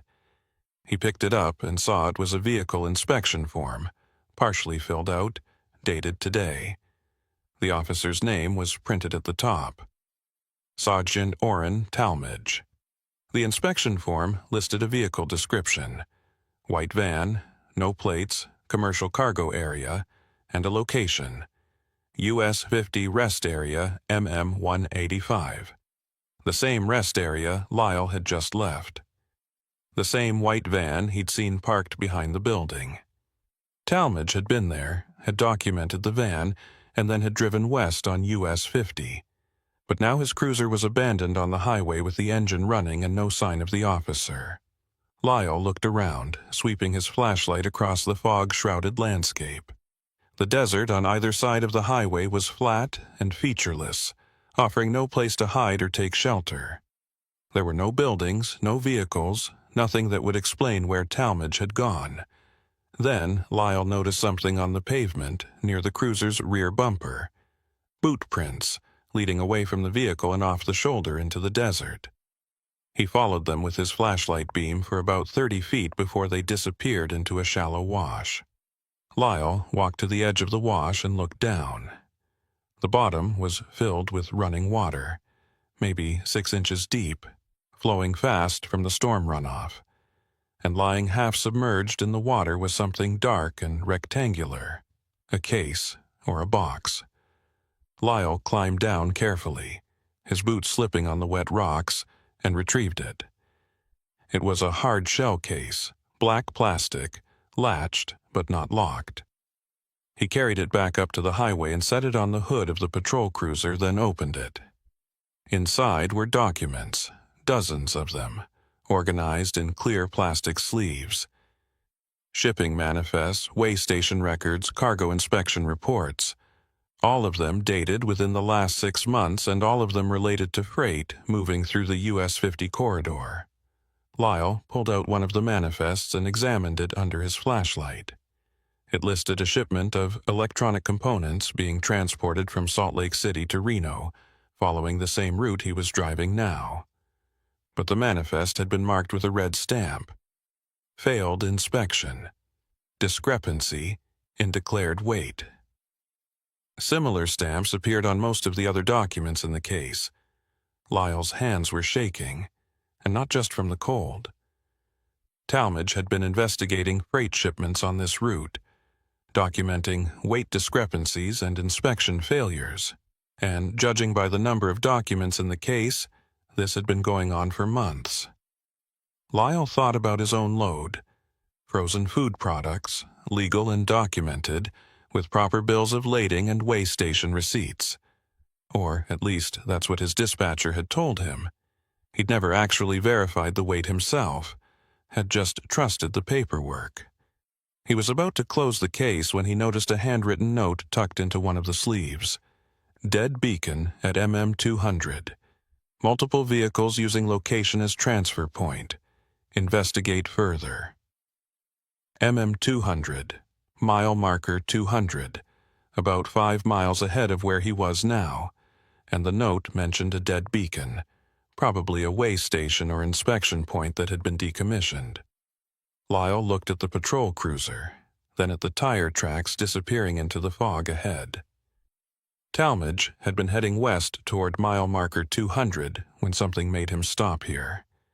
Either he'd found evidence that required immediate documentation, or he'd encountered something, or someone, that prevented him from continuing. Either way, the officer was gone now, and Lyle was alone on an empty highway with a case full of evidence suggesting organized freight smuggling. He climbed back into his Freightliner and set the case on the passenger seat, his mind racing. The smart thing to do was turn around, drive back to Ely, and report everything to the authorities. But turning around meant backing his rig through several miles of fog and sleet on a narrow highway with no shoulder, which was dangerous and maybe impossible. The other option was to keep going west, try to reach Fallon, or at least find a place with cell service where he could call for help. But that meant driving past mile marker 200, past the dead beacon that Talmadge had been investigating. He thought about the white van at the rest area, the fresh tire tracks, the shipping label with the Reno P.O. box address. Someone was moving freight through this corridor using abandoned facilities as transfer points, manipulating weight records to avoid inspection. And Talmadge had gotten too close to exposing them. Lyle shifted into gear and started driving, following the tire tracks west. He had to know what was at mile marker 200. Had to understand what he'd gotten himself involved in. The fog began to thin slightly as he approached what he estimated was mile marker 198, enough that he could see about 100 feet ahead. His GPS flickered back to life for a few seconds, confirming his position, then died again. The sleet had turned to light snow, fat flakes swirling in his headlights. Then he saw it. A structure on the right side of the highway, larger than the rest area, with a covered scale platform and a small building. A weigh station. But like the rest area, it was abandoned. The scale was rusted and partially collapsed, the building's windows shattered, and there were no lights or power. A faded sign near the entrance read, Nevada Dot, Weigh Station Closed, 2003. But there was activity here. Fresh tire tracks crisscrossed the parking area, and there were vehicles parked behind the building. two white vans, and a semi-truck with its trailer doors open. Work lights had been set up on portable stands, illuminating the area in harsh white light. And there were people, 4 or 5 of them, moving between the vehicles and carrying boxes. Lyle pulled off onto the shoulder about 200 feet before the way station and killed his lights. He grabbed his phone, still no signal, and the case Talmadge had been carrying, then climbed down from the cab. He moved along the shoulder, using the fog as cover, until he reached the edge of the way station property. From this angle, he could see what was happening more clearly. The semi-truck's trailer was being unloaded, boxes and crates transferred to the 2 vans. The operation was efficient and organized, suggesting this wasn't the first time they'd used this location. Lyle pulled out his phone and started recording video, zooming in on the license plates and the faces of the people working. One of them stood out. A woman, older, maybe 60, wearing a custodian's uniform with a name tag.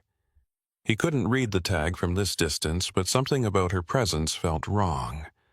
She wasn't loading boxes or supervising the transfer.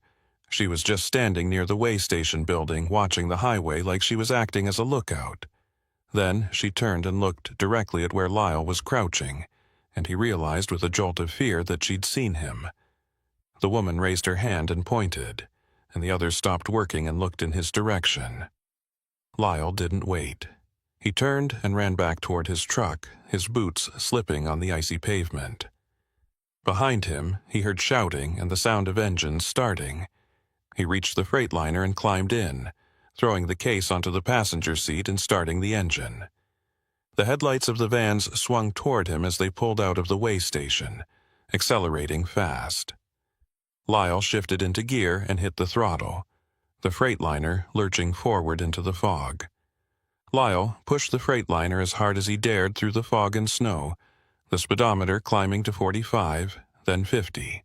The vans behind him matched his speed, their headlights bright in his mirrors, staying close but not attempting to pass or force him off the road. They were herding him, keeping him moving west, and Lyle realized with growing dread that they weren't trying to stop him. They were driving him toward something. He grabbed the CB handset and tried every channel, calling for help, identifying his location as best he could. All he got back was static and interference, like something was blocking the signal. His phone still showed no service. He was cut off, alone, with 2 vehicles pursuing him and no way to call for help. The GPS flickered back on for a moment, showing his position at mile marker 210, then died again. 10 miles past the way station, 30 miles from Fallon. If he could just maintain this speed and keep ahead of them, he might reach civilization before they made their move. But the fuel gauge was dropping faster than it should, the needle sitting just above a quarter tank. The combination of heavy acceleration and the reefer unit running in cold weather was burning diesel at an unsustainable rate. Then the vans fell back, their headlights receding in his mirrors until they disappeared into the fog. Lyle didn't slow down. If anything, he accelerated, pushing the Freightliner up to 60, his eyes locked on the road ahead. The absence of pursuit was almost worse than being chased. It meant they'd accomplished whatever they needed to, or they knew something he didn't about what was waiting ahead. Mile marker 215 flashed past, then 220. The fog was lifting slightly, the visibility improving to maybe 200 feet. Lyle could see the road curving ahead, following the contour of a low ridge. And then, on the right side of the highway, he saw lights. A rest area, this one with functioning lamps illuminating a parking lot and a modern-looking building. A legitimate facility, still in operation. He took the exit without hesitation and pulled into the lot, bringing the Freightliner to a stop near the building entrance. The parking area was empty except for one vehicle, a maintenance truck with Nevada DOT markings. Lyle climbed down and ran toward the building, Talmadge's evidence case clutched under his arm. The rest area's main door was unlocked, and he pushed through into a well-lit lobby with restrooms on one side and vending machines on the other. The place looked clean and maintained, but there was no one at the information desk. He called out, "Hello? Anyone here? I need help. I'm being followed." Footsteps echoed from the hallway leading to the back offices, and a woman appeared. She was in her 60s, wearing a blue custodian's uniform with a name tag that read, Vera Larkspur, the same woman he'd seen at the way station. Lyle froze, his hand tightening on the case. Vera smiled, but there was no warmth in it. "Mr. Pendry," she said calmly, "we've been expecting you." "How do you know my name?" Lyle asked, backing toward the door.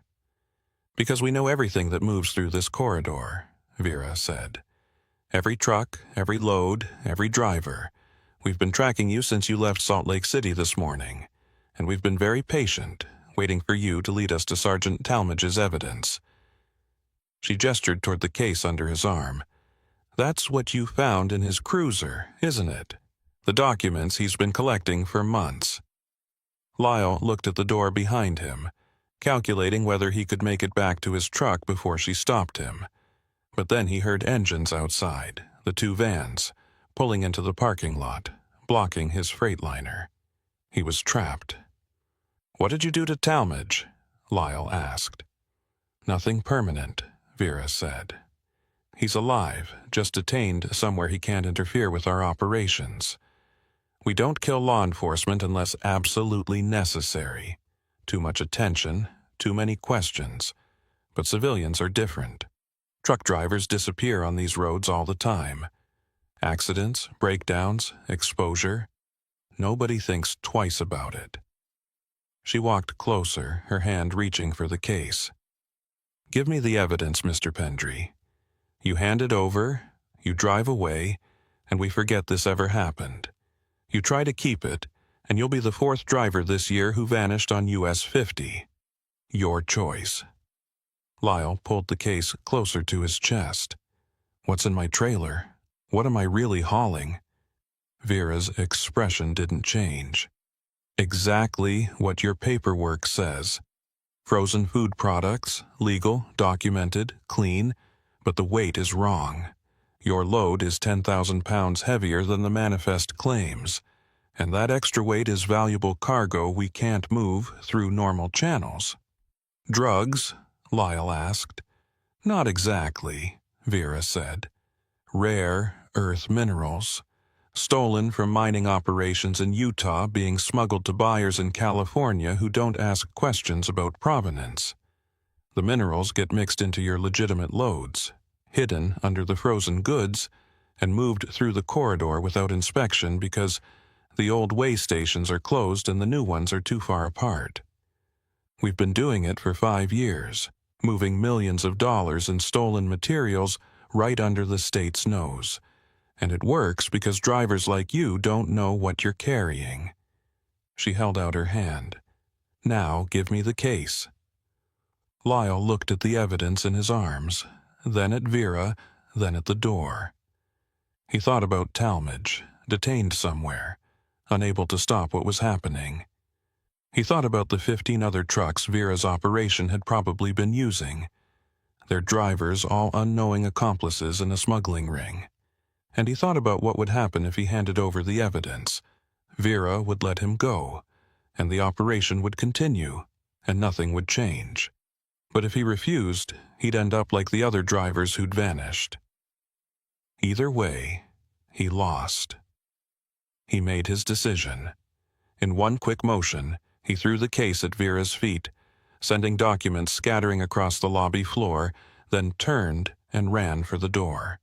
He heard her shouting behind him, heard footsteps pounding after him, but he didn't look back.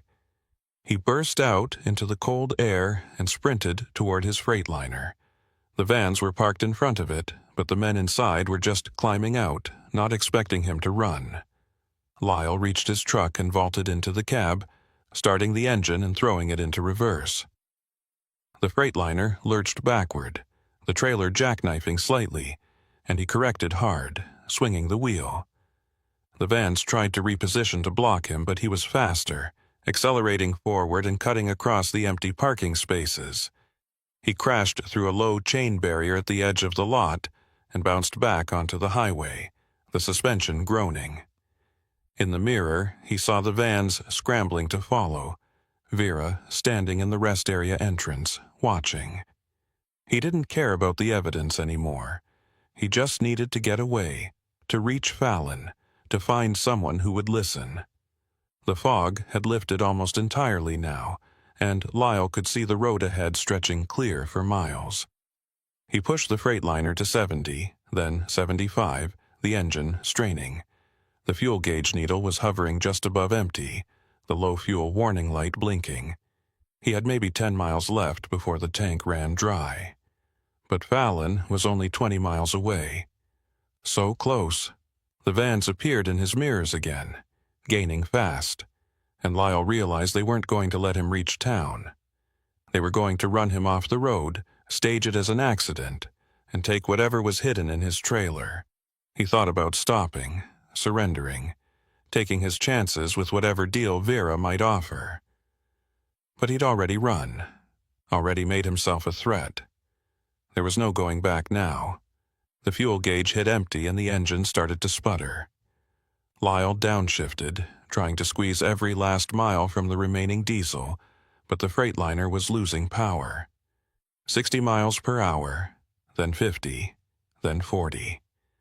The vans were right behind him now, close enough that he could see the faces of the drivers. And then, ahead on the right, he saw lights. A truck stop, small but legitimate, with a few vehicles parked in the lot. Civilization. Witnesses. He aimed the Freightliner toward it, coasting on momentum, and managed to pull into the lot just as the engine died completely. He grabbed his phone and jumped down, running toward the building. The vans pulled in behind him but didn't follow immediately. Too many people around, too much risk. Lyle burst through the truck stop door and found a clerk behind the counter, a young man staring at him in confusion. "Call the police," Lyle gasped. "Call Highway Patrol. Tell them there's a smuggling operation on US 50 and they're using truckers to move stolen cargo. Tell them Sergeant Talmadge has evidence and he's being detained somewhere near mile marker 200. The clerk blinked. "Are you okay, man? You look—" "Just call them," Lyle shouted. He turned and looked through the window at the parking lot. The vans were still there, idling, waiting. Vera hadn't gotten out. She was just sitting in the passenger seat of one van, watching him through the glass. And then slowly both vans backed up and drove away, disappearing into the night. Lyle stood there, shaking, and realized that she'd let him go. Not out of mercy, but because he'd become more trouble than he was worth. The evidence was destroyed, scattered across that rest area floor. And without it, his testimony was just the word of one panicked truck driver against an operation that had been running successfully for 5 years. The police came an hour later, took his statement, and sent a unit to search for Talmadge's cruiser. They found it right where Lyle had left it, abandoned on the highway. But there was no sign of the sergeant, no case full of documents, no evidence that anything unusual had happened. The way station at mile marker 200 was empty when they checked it. No vehicles, no lights, no trace of the transfer operation Lyle had witnessed. And when they inspected his trailer, they found exactly what the manifest claimed. Frozen food products, properly documented, with the correct weight. No rare earth minerals, no smuggled cargo, nothing illegal. The officer who interviewed him was sympathetic but skeptical, suggesting that the fog and stress had caused Lyle to misinterpret what he'd seen. By the time they released him at dawn, Lyle knew the truth. The operation had cleaned up, erased the evidence, and relocated, and he would never be able to prove what had happened on that lonely stretch of highway. He sat in the truck stop's parking lot as the sun rose, watching the morning traffic build on US 50. Trucks rolling east and west, hauling freight, moving cargo, going about their business.